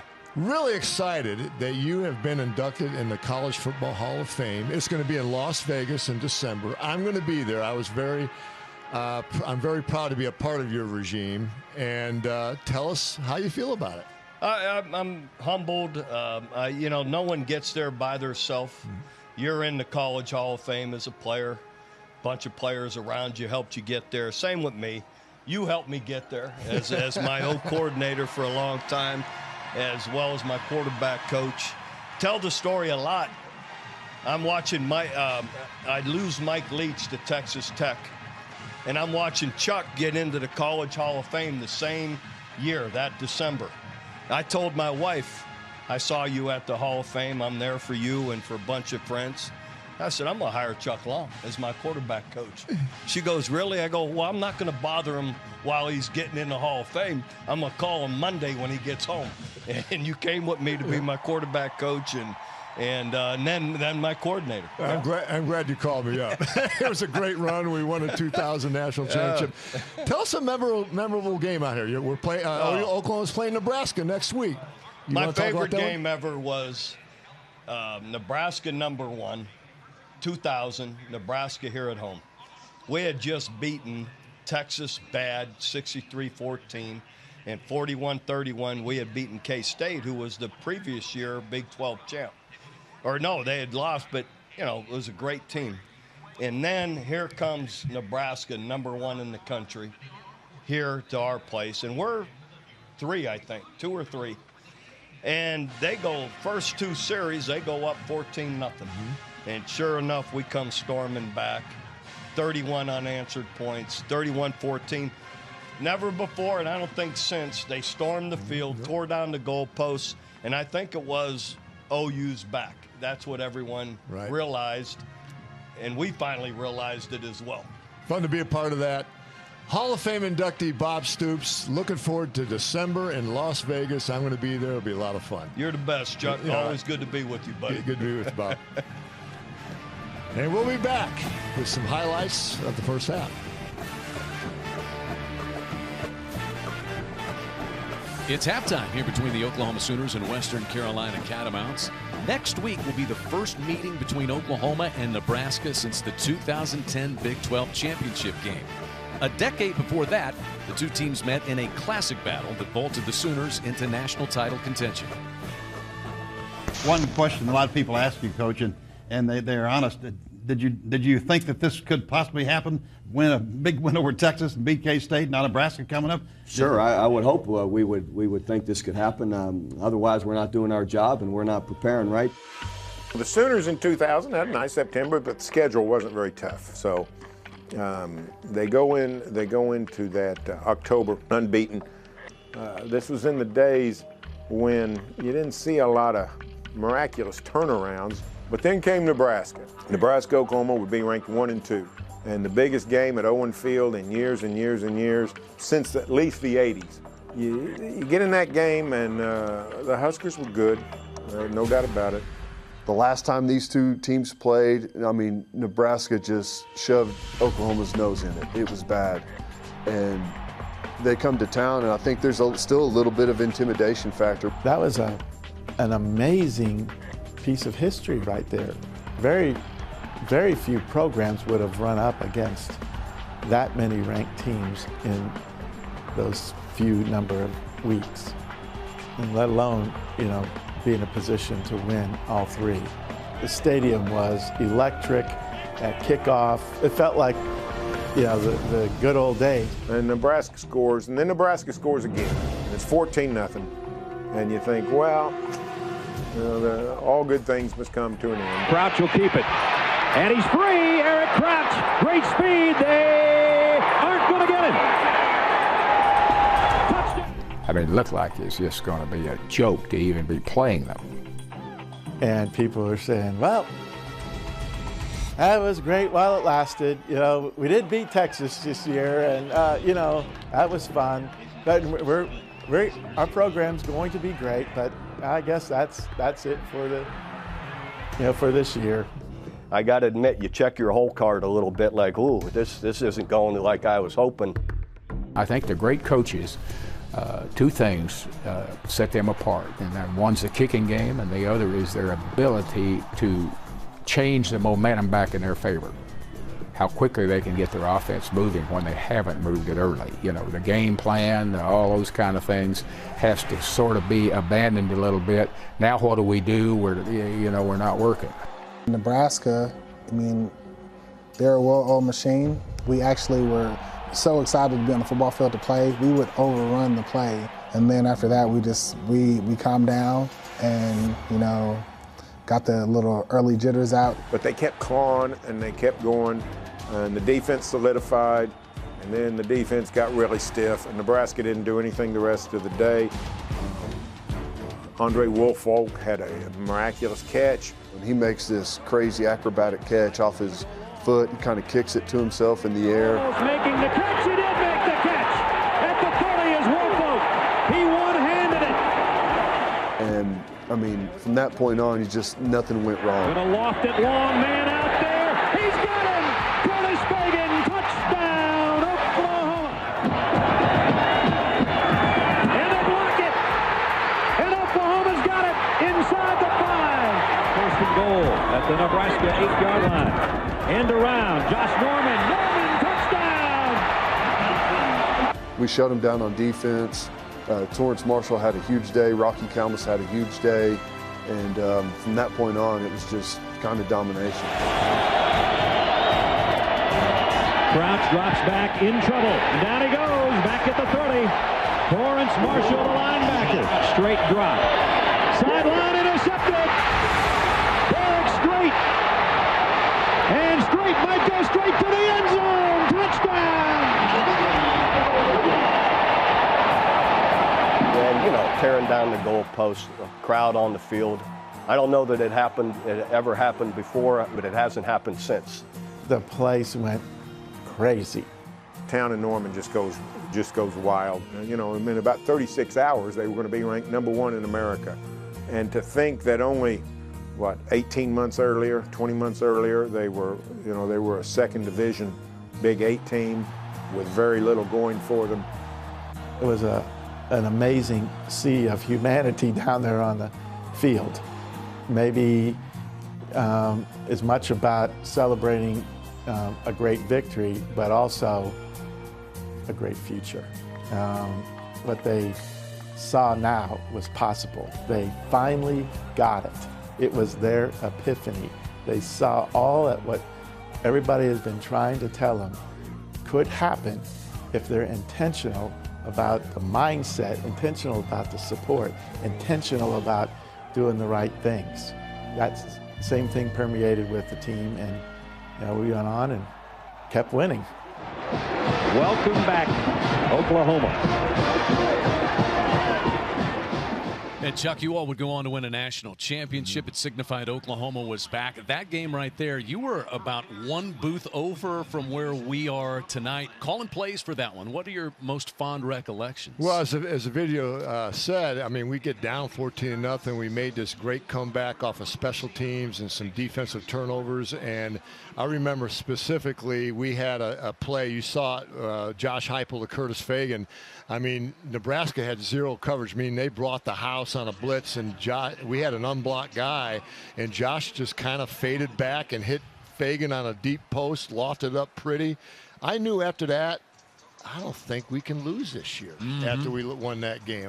We just felt like we had lightning in a bottle at that point in time. And some guys that went on to become great players. Maybe we didn't completely know all about them at that stage, but it set the stage for what we now have at Oklahoma. And 20-plus years later, they just keep on rolling. Yeah, just keep on rolling. We set the tone, and that was a team that was very unselfish. We didn't have superstars. We only had our one senior, Torrance Marshall, get drafted. We had 3 former walk-ons on defense that earned a scholarship later that played for us, and we moved some DBs over to wide receiver. I mean, we just kind of made it work, and again, we just played great as a football team. We believed in each other. And it will be great to have Nebraska in Norman next week. And the Sooners, it looks like, will be coming off a huge win, leading 45-0 at the half.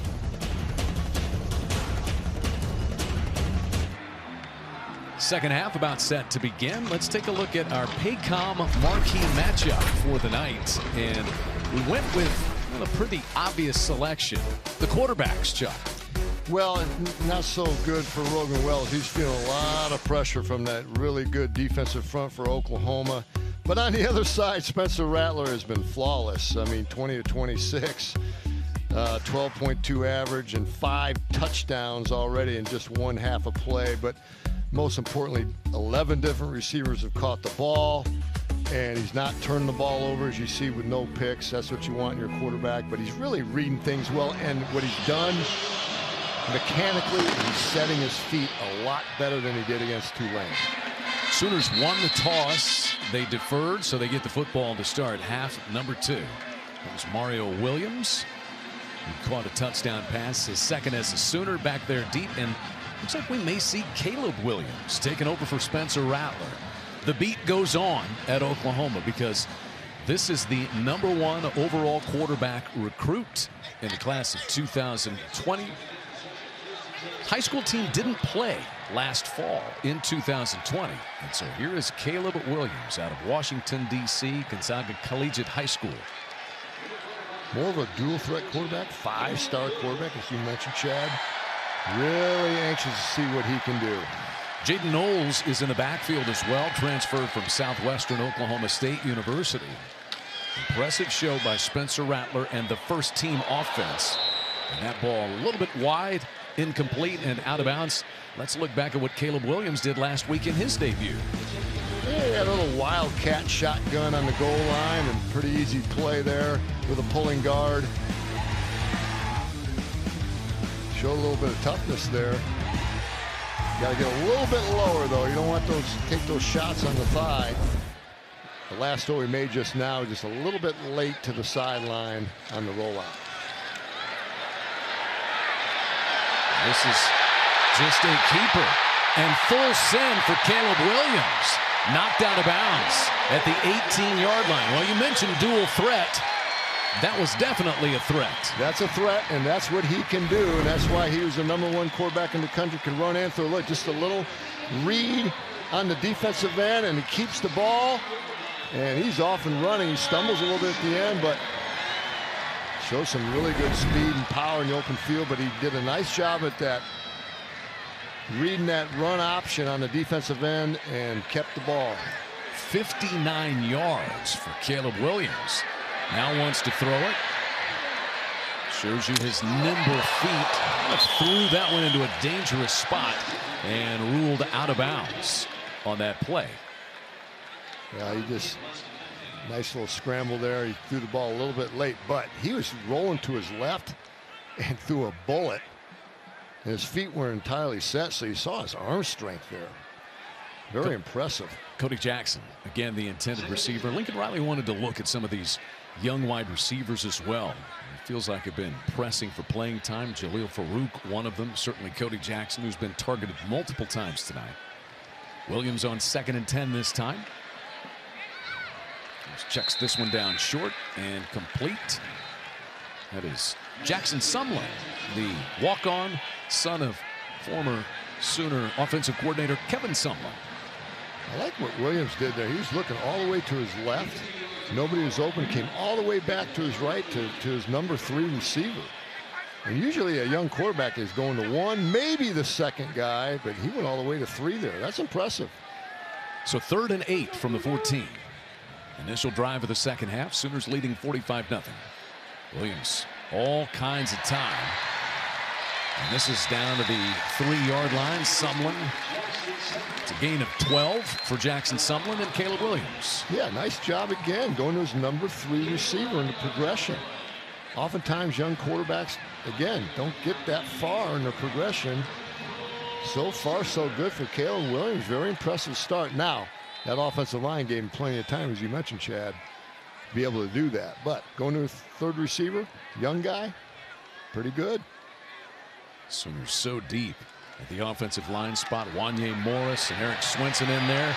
Williams fakes the handoff, cannot quite get to the edge, and staggers down at the 2-yard line. The old turf monster got him. Just lost his footing. He had a chance to score a touchdown there by the pylon, front pylon. He read it nice, had a lead blocker, and he just has to out. He got him right there. Just that's the old turf monster. Jumps up and gets you. It gets the best of us on occasion. 2nd down and goal from the 2 for Caleb Williams and the Sooners.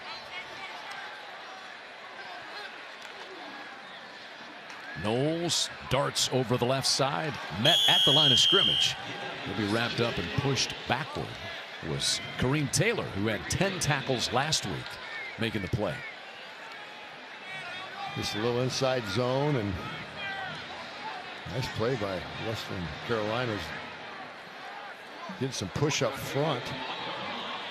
Kareem Taylor transferred from Kennesaw State. He was 2 times All Big South Conference there. 3rd and goal from the 1. And plunging toward the goal line and in is Jaden Knowles. Touchdown, Oklahoma.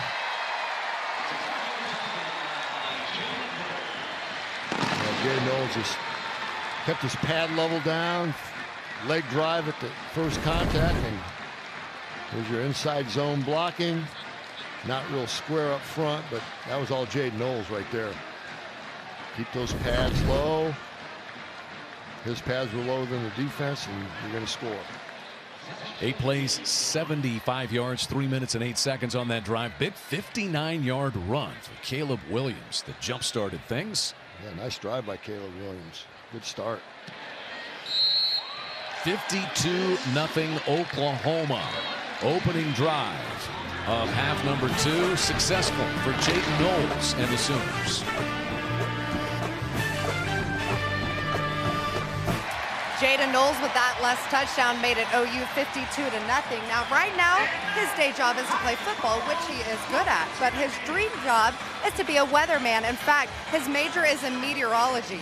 He grew up watching his dad, who worked at a station in Fort Worth. His nickname and his Twitter handle are Weatherman J. And this video of his report on Twitter has 90,000 views. And guys, I can tell you, I watched it. I was very impressed, and I hope he sticks to weather, because if he decides to report on sports, our jobs may be in jeopardy. Chad? Jobs will be in jeopardy. And University of Oklahoma, you want to study meteorology, this is the place to be. Weatherman J. Lincoln Riley says they have fun with it. If the weather's bad at practice, they blame him. Let's look at Weatherman J. Jaden Knowles. Hey, my name is Jaden Knowles, and I am your OU Nightly weather briefer. Let's go ahead and take a look at the day planner. As you can see, we're at 38 degrees right now, so if you're out there at the bus stop, go ahead and throw on a jacket because it is pretty chilly. Methodically throughout the day, we're going to increase in temperature. We're going to be 57 degrees by the time of lunch and 64 by the time you get off of work. That's awesome. Great sport coat, too, that he had. What a future. He might be an anchor man, weather, and sports. I think his future may involve scoring a few more touchdowns tonight. His immediate future. So the Catamounts, they've mustered 68 yards of total offense. Logan Wells, quick handoff. Jones cannot escape. Jalen Redmond helping to bottle things in along that Sooner defensive front. TJ Jones is a transfer from Tusculum, where the offensive coordinator Kate Bell was last year. There are 8 guys who transferred in with connections, either Valdosta State or Tusculum. Wells escapes, trying to get away from Redmond, and just flings this one out of bounds. Yeah, and head coach Kerwin Bell, you know, you want those guys that you're familiar with, you've coached, and you can transfer now, so you take some guys with you. That's how you turn around a program faster. Said he will build it along the line of scrimmage, offensive and defensive lines. And no doubt he's going to turn around. He's going to do well. He's done well everywhere he's been. Chuck, it was difficult. They played a fall and a spring season. Kerwin Bell got the job late in the summertime in July. Had about 20 days to turn this whole thing around. 20 days, and it's been a tough year so far. Obviously, the loss of his O-line coach. Flags fly on his third down.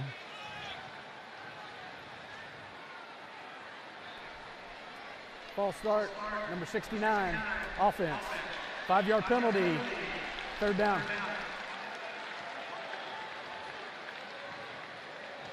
Dylan Luther here, left guard.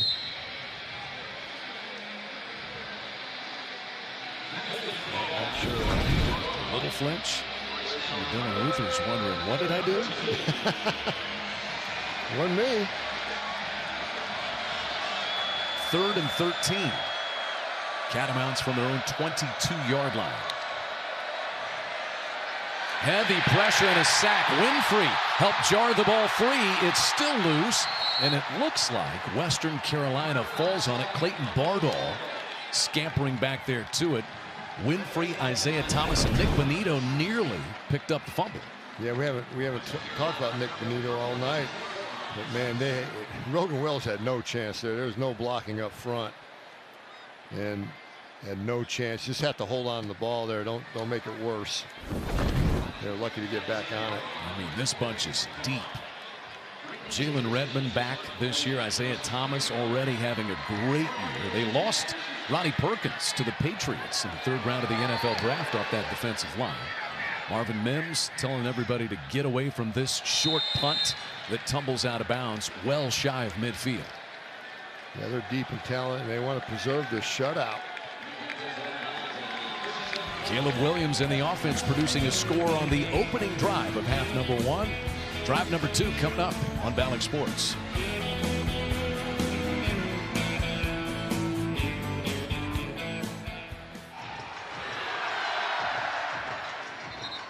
Sooners on top 52-0. Their second drive of the second half about to take place. Let's check in down on the sidelines again with Leslie. Well, thanks very much. I am here with Joe Castiglione, the, of course, AD of OU, and the president, Joe Harris, as they pointed out, both Joes, but not your average Joes.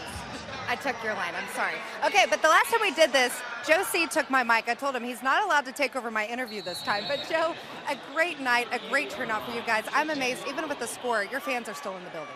They're so excited. 135th straight sellout, going back to 1999. And it's just a typical reaction for Sooner fans. They want to be back together. We had a great year considering what everybody went through last year. We understand the difficulty that COVID presented, but our student athletes, our coaches overcame a lot. We had 6 top 10 finishes, 3 runners-up at the narrowest of margins in golf and men's and women's gymnastics, and of course our women's softball team won the national championship. But we're excited to be back this year. That one light pole over there isn't cooperating with us. I think it thought that all games are at 11 a.m., so I didn't know it had night games anymore. But as much fun as we're having tonight, Leslie, we still have a bit of a heavy heart as we commemorate and think about the anniversary of 9/11 and all the people that lost their lives and all those that jump to help in some way, shape, or form. First responders, our military, public officials, just people. And our president has been right on the cutting edge of things that help this university grow through some difficult times, and we're so proud of what he's doing. Yeah, it's amazing. I mean, just 20 years ago today, which is hard to believe, but then COVID and everything when you became interim president, and now all the things that you've had to navigate through, it's been a challenge, I'm sure. No, it is. And all of us, this 20-year anniversary, all of our thoughts are with the victims of 9/11 and their families, and all of us that have been impacted. And speaking of hard work, it has been incredible. You look around today, and we have a full stadium. And that's a product of incredible work by so many people working so hard. Joe Castiglione's leadership, he proves why he's the best AD in the country. And things are looking up. We have the packed stadiums. Our entering class this year was a record size, highest GPA ever in our history, most diverse class, 25% first-generation students. So when we think about are we emerging from all of this? The answer is yes, in an incredible way. Record year for donations, record year for research. So proud of this institution and everybody who's a part of it. Grateful, and for our students, masking in class, doing a great job there. We were masked before we took on this interview. That's exactly right. We were and will be again after this interview. Too many fans, it's so hard to hear down here. Of course, COVID has pushed a lot of things back, but you become official, right, very soon. It's taking a while to be official. There was a year of interim and now 15 months in this role. But yes, we're doing some ceremonies this week. I'm incredibly grateful to be a part of this. Congratulations. Thank you both so much for being with us. I hope you didn't miss anything. I'm sure you didn't. Pretty good game for OU so far, guys, and obviously they're in very good hands with both of these Joes. Thank you, Leslie, without question. Joe and Joe. Joe squared, a dynamic duo. That was a pretty dynamic throw by Caleb Williams as he was trying to reach Todd Hudson coming out of the backfield. Yeah, not your average Joes indeed. And I came here in 2000. And obviously, Joe Castiglione was the AD, and he had a vision and a purpose and hired a guy named Bob Stoops. Took a chance because Bob was a defensive coordinator, and probably all the fan base, they wanted to go out and find a current, a head coach, someone that had a head coaching position somewhere, and he took a chance on a young defensive coordinator named Bob Stoops, and the rest is history. This is not Gabe Burkage, but Zach Schmidt, redshirt freshman out of Oklahoma City's Bishop McGinnis High School, in a 39-yard field goal try. And it's right through the uprights. New kicker, same result for the Sooners. They lead 55-0 midway through the third.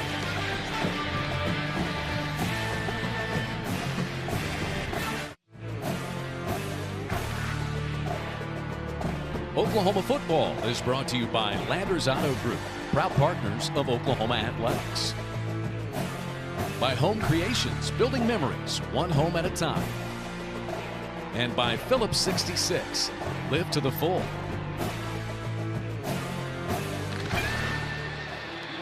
A 46-yard Zach Schmidt field goal. I believe I shorted him by 7 yards, but Zach Schmidt kicks that one away. Time for our Mercy key player tonight. Rogan Wells, we knew he was a key coming in. He's just had his hands full against heavy pressure all night long. Yeah, he had to get off to a good start, which he did not, and that was because of the Oklahoma defense. They came in with their hair on fire tonight, and they were getting after it up front. Had a rough night, old Rogan Wells. He's hanging in there. This is Benjamin racing toward the edge, but he ran out of real estate in a hurry. Sooners, Alex Grinch preaches speed, wants to recruit speed. Bryson Washington showing you that he certainly has some. Yeah, it's just hard to get on the edge on this Oklahoma defense. They're so fast. You're Western Carolina, just run your offense. Obviously the game's over. Mix in the run and pass. This time Wells completes it out in the flat to Kenny Benjamin. He's able to roll ahead for a first down before Brian Asamoah comes over to make the play. You always want to get to the edge in your passing game because that's where there's least defenders, safe throws. That was a safe little shoot route, we used to call it. Out to the flat. That's where it's safest. Catamounts in a hurry. Turning this one back inside once again, Benjamin. We've been notified that the fourth quarter will be shortened to 12 minutes. Both sides have agreed to that time,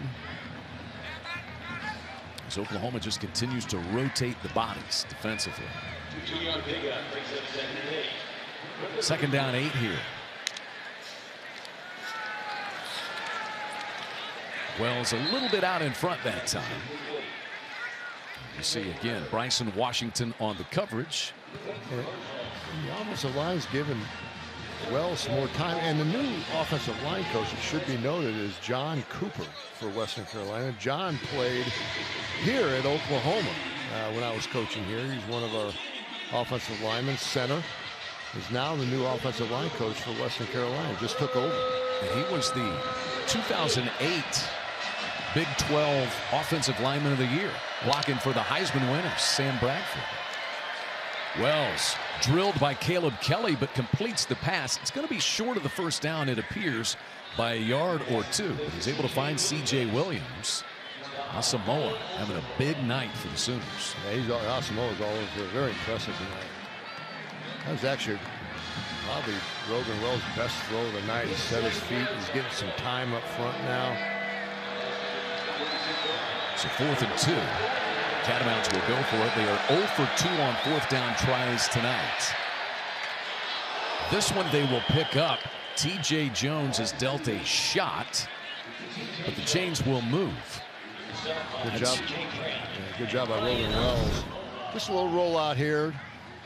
Putting the back into the flat. Oh, he took a shot. DJ Graham there on the stick. Good job by T.J. Jones hanging on that ball. 5th first down of the game for the Catamounts. Sooners have 25 as Benjamin rumbles across midfield and goes down in a heap. And now we're seeing, the ability to have so many interchangeable. That looked like a hockey line change for Alex Grinch's defense. They subbed about 7 guys there, Chuck. I was thinking, you're going to spend a lot of energy running off the field. Might as well stay out there, but he likes to rotate him through. 2nd and 6 from the 48-yard line. Wells pressured again, but steps up. He can run a little bit, slides down at the 46-yard line. Danny Stutzman came over to just make sure he got down. Boy, he avoided a sack there. He had so much pressure up front, and they're twisting up front. And Oklahoma's D-line's been doing that all night.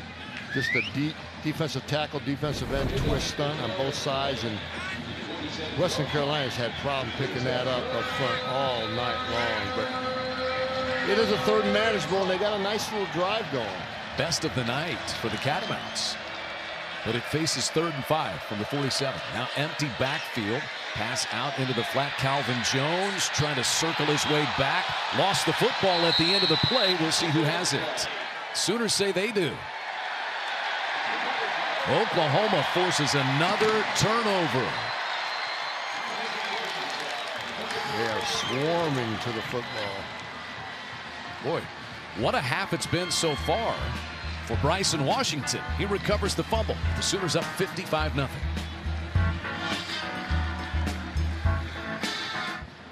Oklahoma rolling 55-0. Welcome back. Palace on the Prairie alive. Full for the first time in nearly 2 years. We shine the Rib Crib Coaches Spotlight on Joe John Finley, associate head coach for tight ends and H-backs, hired in January from Ole Miss. Former Sooner tight end. Chuck, you know about Joe John. Absolutely. Called a lot of plays going his way, and we knew he was a special player when he came to us. So we overlapped a couple of years, and obviously he went on to some great things in the NFL, and now it's good to see him back on the Oklahoma coaching staff. It's a credit to Lincoln Riley bringing those guys back. He and DeMarco Murray. DeMarco Murray. Yeah. Calvin Thibodeau on staff. Calvin Thibodeau. You were visiting with Brian Odom, the linebackers coach, all former Sooners, and of course, Cale Gundy, who stopped by before. It's nice to have those guys that played here come back. They know the landscape, the climate of OU football, what it takes to get there, and it's a good job by Lincoln Riley. But there's Joe John, and one of the great guys in the game, and always worked hard, and it paid off for him. I think sometimes you get a coach who didn't necessarily play the position that coaches that position, but Joe John played that position at Oklahoma in the NFL. He was good. Under 4 minutes left in the third. 55-0 lead. Caleb Williams under center. Beautifully thrown ball, and we may have a pass interference called on this play. Intended for Trayvon West. Looks like Rod Gaddison is going to be flagged. Impressed with the throwing ability of Caleb Williams. Yeah, see why he was a 5-star coming out of high school. Nice job throwing that fade to the outside. Maybe a little bit more air underneath that ball. Throw it out there a little bit further. Like his arm strength. Trayvon West, the intended target there. Rod Gaddison, the transfer from Georgia Military Academy, drew the whistle. Jaden Knowles, who scored a touchdown earlier. He charges over the right side to the 20. Jaden Knowles sidestepping the sideline and into the end zone for the second time tonight. Weatherman Jay. Clear skies, mostly sunny, and 2 scores. Perfect weather for him tonight. Here comes the pulling guard, a little trap play. And Jay Knowles does the rest with some excellent blocking downfield by the Oklahoma receivers. I'm really impressed with those receivers blocking downfield. Takes a lot to get the running back in the end zone, but Jay Knowles shows his speed to the outside. So Jaleel Farouk out there, one of those freshman wideouts getting a good final block. Physical game by Oklahoma tonight. Very impressive.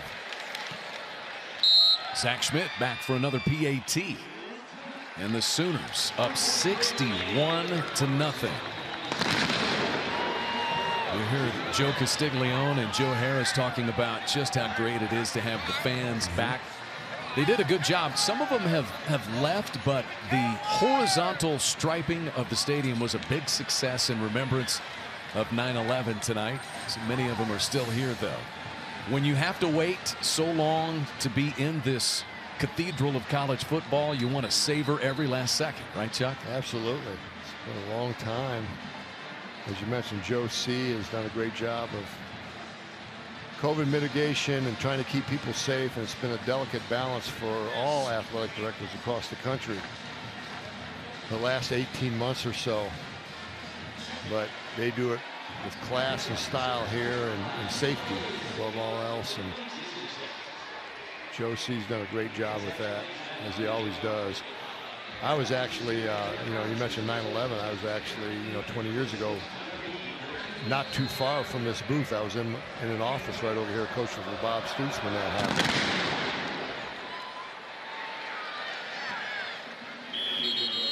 Sooners have gone over 500 yards of total offense tonight since Lincoln Riley arrived in 2015. First as offensive coordinator, they lead the nation in total offense.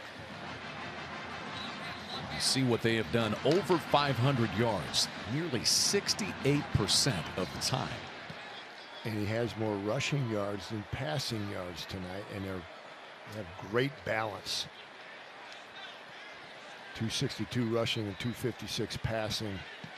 And that's how you win championships.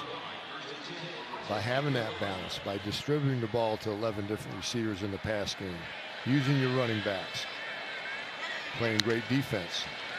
New quarterback in, it is Carlos Davis, transfer from East Mississippi Community College and Fort Scott Community College. There you see the 6'3", 225-pound redshirt sophomore. Tough night for the starter Rogan Wells tonight. He will certainly have better days. He'll have better days. He's a good quarterback, and Oklahoma's a really good football team right now, and he won't lose confidence. He just got hit as he threw that pass near the first down marker. It's complete to Jacoby Quillen. DJ Graham over there for the Sooners. And I think they may rule him about a half a yard shy. Well, Oklahoma has recruited length and athleticism back in the secondary. Yeah, they're taller than they have been in the past. No question about that. Nothing happening there on a little delayed handoff. Danny Stutzman, he's now got 8 tackles tonight to lead the Sooners. Yeah, this defense, as you mentioned, Chad, has a lot of depth, and they have the best depth they've had up front. These guys remind me of back in the day when I was here with Tommy Harris, Dusty Dvorak, and those guys. Dan Cody. They have that kind of length and athleticism. This time Eric Gray is back deep to return this punt. And he'll make the fair catch, tumbling back to his own 27-yard line. Eric Gray's had a super productive night. 9 carries, 74 yards for Eric Gray. Oklahoma will face Nebraska next week for the first time since the 2010 Big 12 championship game. Let's flash back to the meeting. Sooners spotted the Huskers 17 points and then got a 49-yard touchdown pass from Landry Jones to Kenny Stills. You see Travis Lewis interception in the end zone helped preserve it, and Taylor Martinez could not convert on a 4th down. Oklahoma winning their 7th Big 12 title. 23-20. Bob Stoops and the Sooners pocketing that one. And the Big Red will roll into Norman next week.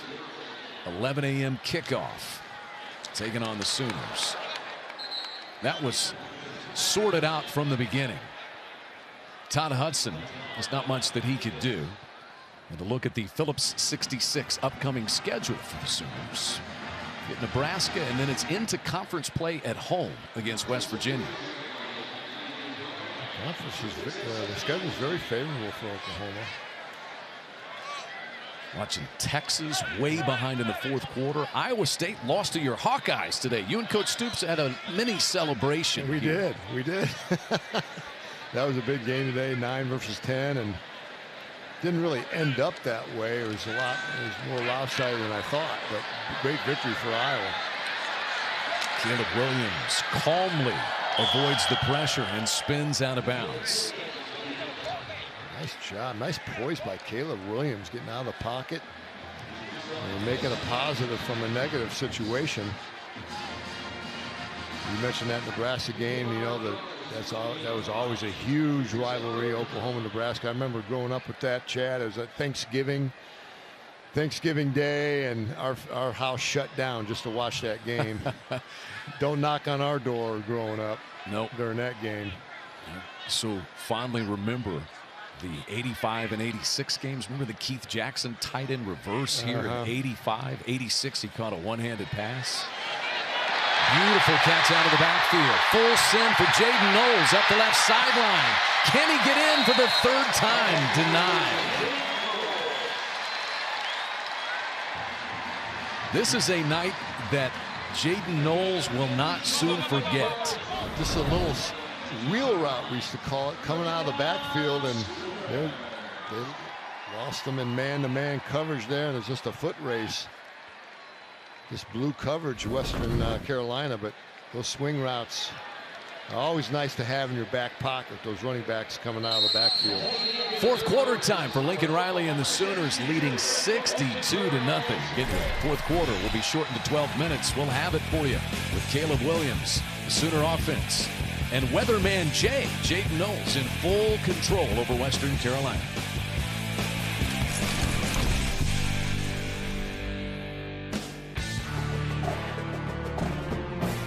Oklahoma football is brought to you by Rib Crib, smoking the good stuff.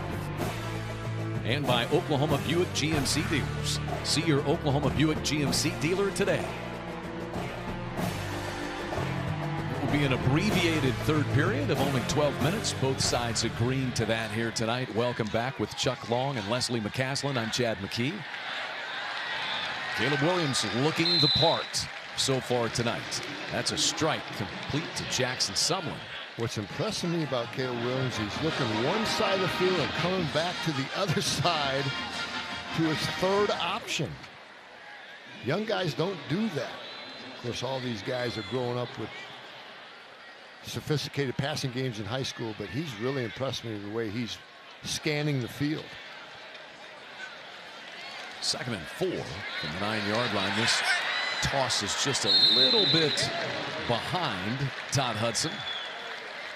You just think about the quarterback lineage at Oklahoma. I mean, going way back. Go back as far as you want, really. You know, Jack Mildren and Steve Davis winning national championships. Jamel Holloway.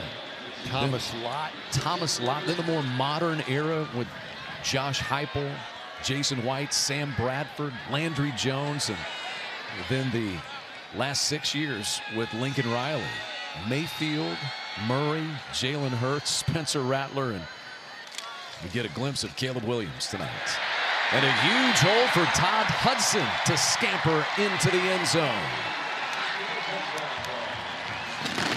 Everybody getting in the act right now. Just a little outside zone, or inside zone rather, that broke to the outside. Here's your inside zone, broke to the outside. Good push up front.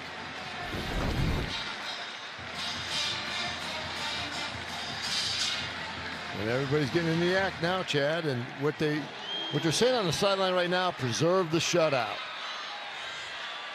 DeMarco Murray over there, great former Sooner, coaching running backs. Talk about street cred.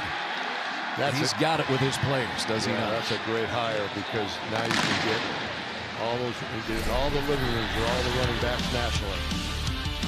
Sooners rolling. They have rolled up nearly 300 yards rushing in a 69-0 lead.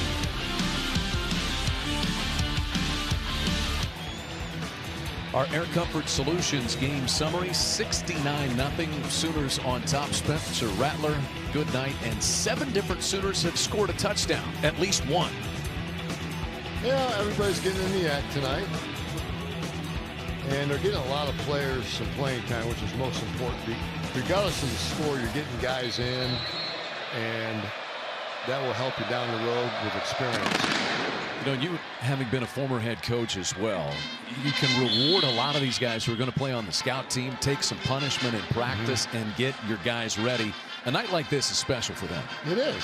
I mean, the scout team players, they put in their time and hardly ever get in, and you know, they want games like this so they can get in play. It's fun for the families to watch. Scrapbook material, as I always say, get the newspapers. Social media now, you know, I'm old school. 14 different receivers have caught at least one pass. 7 different Sooners have at least one carry tonight.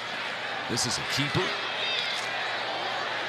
And a pretty solid run by Carlos Davis. He's got good size to him, 6'3", 225, sophomore, more of a dual threat than Rogan Wells, and getting a little playing time, which again, you want to get your backup some playing time, especially your backup quarterback. First down carry. Tackling's been solid for Oklahoma. Wasn't great last week, but it's been solid. They are going down on first contact. Damon Harmon on the play.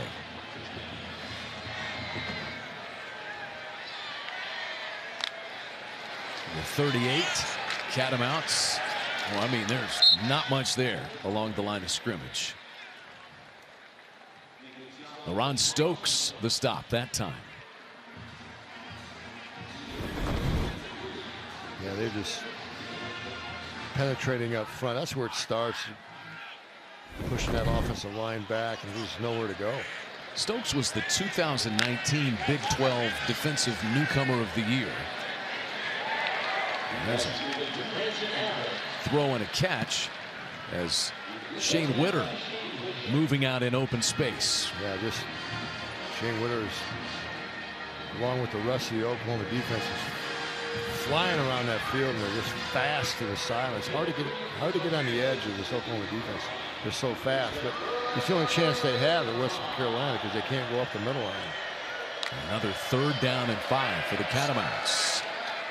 Davis complete at midfield. It'll be a first down. Struggling forward, just enough room there. Whenever you're in a blowout situation, obviously Western Carolina in this situation, you always want to try to end on a positive. Try to get a drive, try to get a score. Just end the game on a positive going into next week. And so far, Carlos Davis has impressed me. Standing in the pocket, throwing some strikes.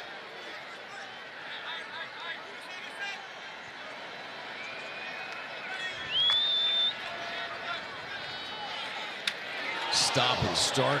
Branson Adams gets whacked at the 47-yard line.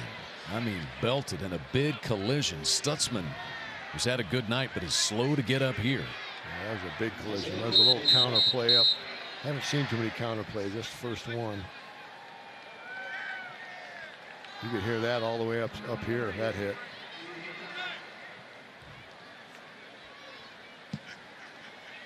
So they're out to look at Danny Stutzman, the freshman from Windermere, Florida. We take a break.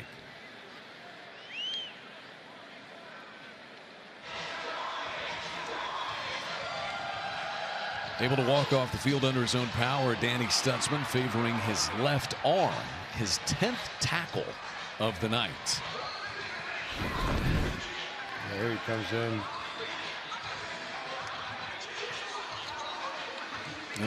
Right on his arm. Jordan Mukes in there making the stop. It looked like Stutzman's arm just got trapped in between Mukes and the ball carrier. 2nd and 7 for the Catamounts. Davis completes another pass and an excellent tackle made out in the open space by DJ Graham as he upends Raekwon Heath. Yeah, that was an excellent tackle in the open field. Just shot low at his legs, and right now this Oklahoma team's tackling very well. And a 3rd down and 4 now for Western Carolina.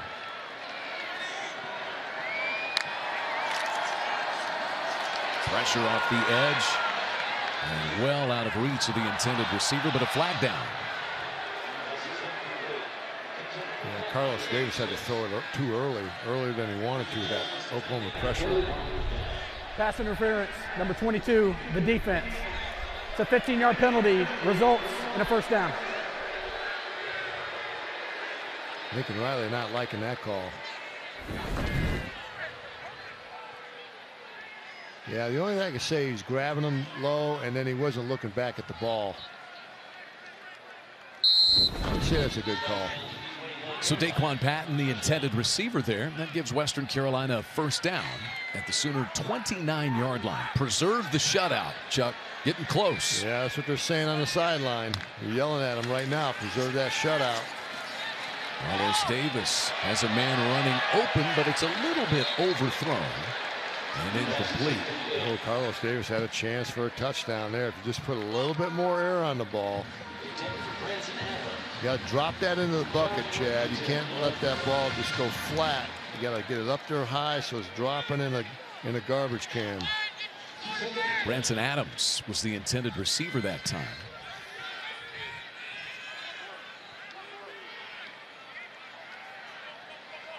I always tell quarterbacks that the football does not go off the TV screen on a long ball. It's not high enough. It's got to go off the TV screen.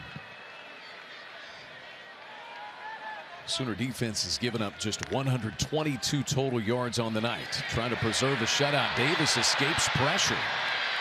Inside the 20. Has the first down. Trying to high step, and the Sooners have taken it from him. Witter recovers it. And Oklahoma takes it back, and for now, preserves the shutout. Yeah, too much high stepping by Davis there. He was swinging that ball carelessly, and can't do that against a fast team like Oklahoma.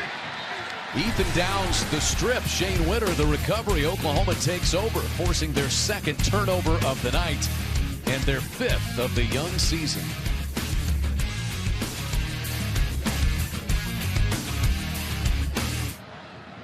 .7:13 left in the 4th quarter. Dominant 69-0 result so far for the Sooners. Caleb Williams back out there at quarterback. He's been the guy here in the second half. He's completed 4 of 7 passes for 76 yards.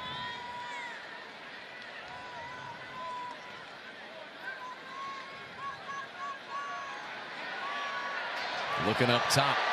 He's got a man open, but it's thrown out of bounds. As that ball was intended wide to Jaleel Farouk.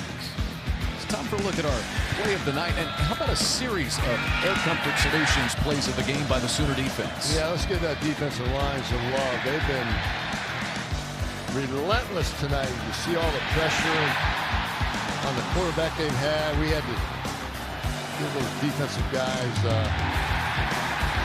and they've had a great night. I mean, only 137 total yards for Western Carolina.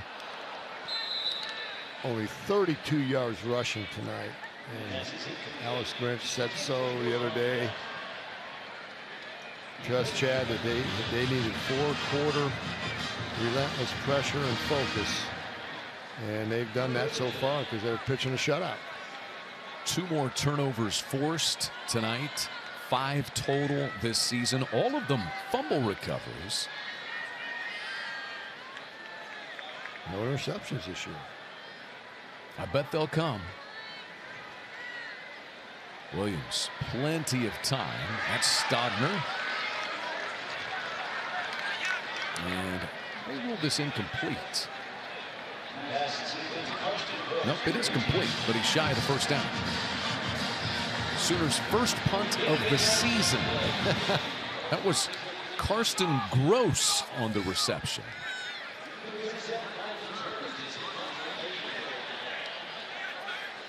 And then he's been stretching out for 2 games. Stay loose.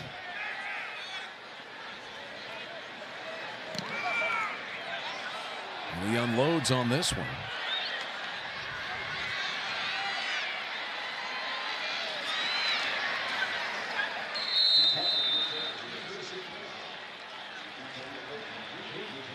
Sooners have put this one away long ago. 6:07 left in the fourth with a 69-0 lead. 6:07 to play in this one. Sooners on top 69-0. Oklahoma has on its roster 12 players who have graduated and 7 super seniors on the roster. Yeah, it's just a great tribute to all those guys sticking around. Some of them have multiple degrees, which is good. It's going to pay off for them in life. But unselfish, you know, they want to stay around and be on a good football team, be a part of a team, and again, getting multiple degrees at the same time. So anytime you get a chance to do that, take advantage of it.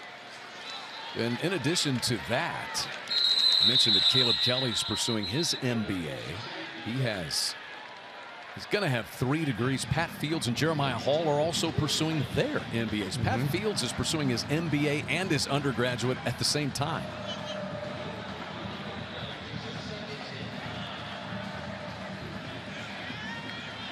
The extra year of, because of the COVID situation, allowed an extra year for guys to be able to do that. And they've taken full advantage. Catamounts watching the clock roll away. 5.5 minutes left. Davis under heavy pressure floats that one up, and that's caught.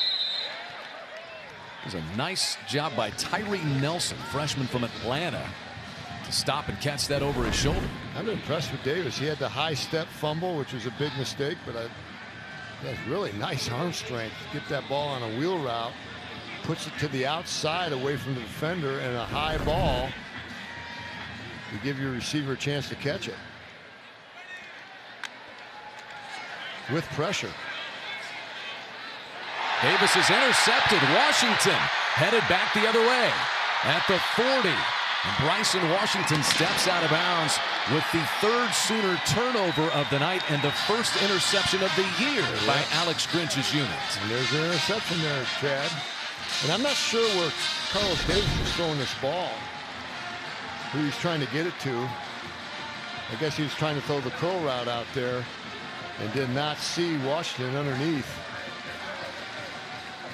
There's your first interception of the year for Oklahoma and add to the turnover department.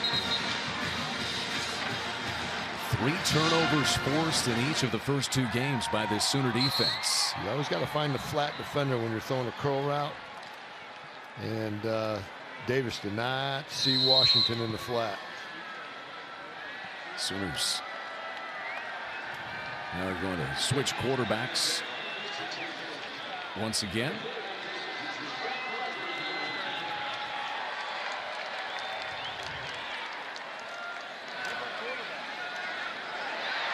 This is Ralph Rucker in at quarterback. And Cody Jackson on the receiving end. So Ralph Rucker, the 3rd Sooner quarterback of the night. We're watching out there just to see who might be available. Tanner Schaefer is not suited out. He's on the sideline, is Tanner Schaefer. So Rucker becomes the 3rd QB of the night. There's Tanner Schaefer standing next to Spencer Rattler. And Schaefer would ordinarily be number 2 or number 3 in the pecking order. Doesn't have any pads on tonight. Just the headset. Rucker hands this one inside. There's just not much depth. Not many guys you can hand the ball to. Sooners short on running backs. So that's a good thing for Todd Hudson and Jaden Knowles tonight as Hudson gets another carry. Yeah, just get some playing time. And right now they're just trying to slow it down and get this game over with. And again, preserve that shutout. But you still want to give your young guys a chance to play a little bit.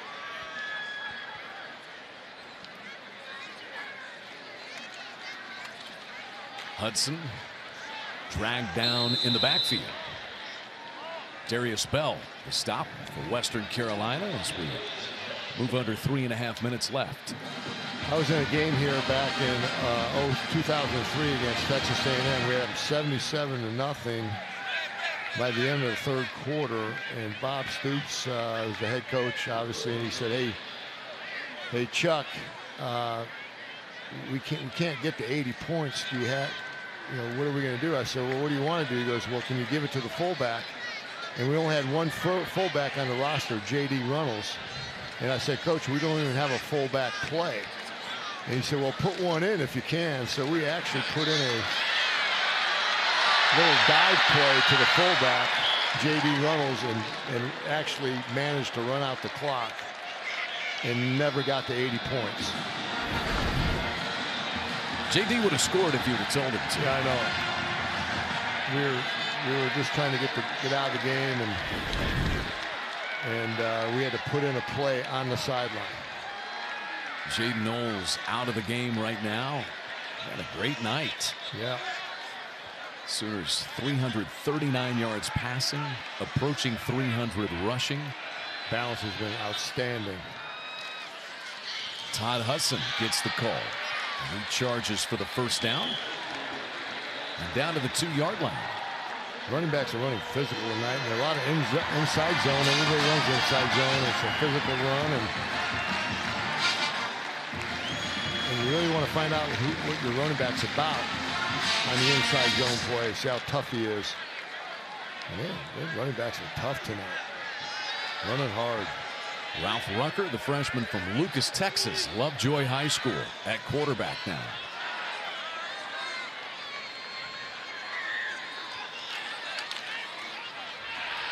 Hudson plows his way in for the touchdown. Good extra effort. Good pad level and leg drive by Hudson. Everybody getting in on the act. All their social media is going to light up tonight. Just again inside zone, and really this is all Hudson here because there's 2 defenders right there meeting him at the point of attack. Second score of the night for Todd Hudson. Yeah, good leg drive. He and Jaden Knowles have combined for 4 touchdowns rushing.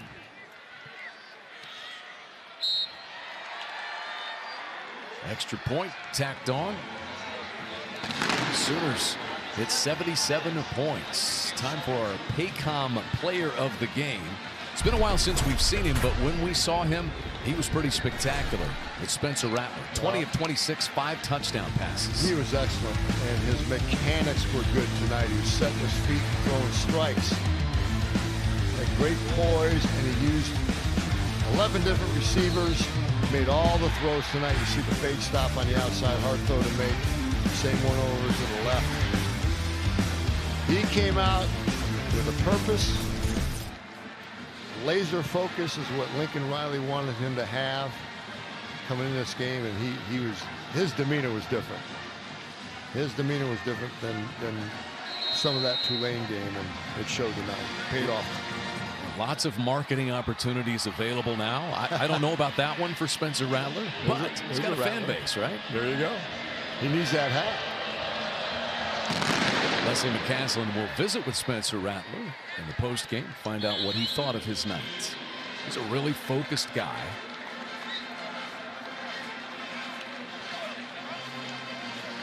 And, you know, he had a really, percentage-wise, a good first game. I mean, he's off to a great start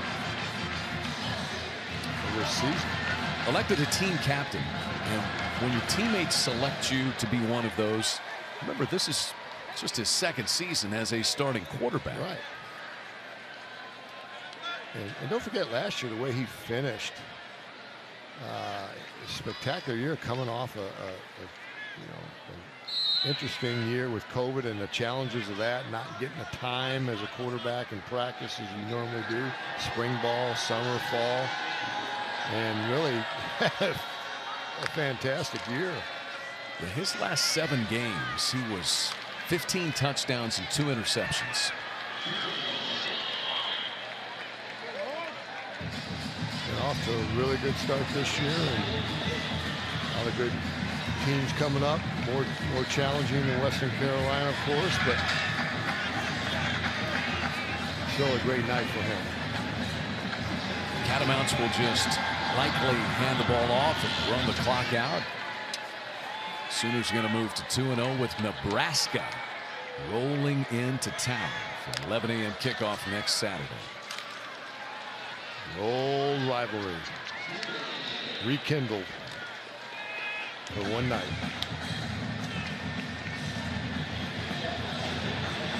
One more play upcoming. Sooners, huge night. 624 yards of total offense. 347 through the air, 277 on the ground. Alex Grinch's Oklahoma defense going to push 3 more turnovers and a shutout of the Catamounts. An abbreviated fourth quarter set to come to a close. For the first time in nearly 2 years, a full Gaylord family Oklahoma Memorial Stadium watches Lincoln Riley win his 24th game in this venue. 83,538 fans striping the stadium red and white in remembrance of 9/11 tonight.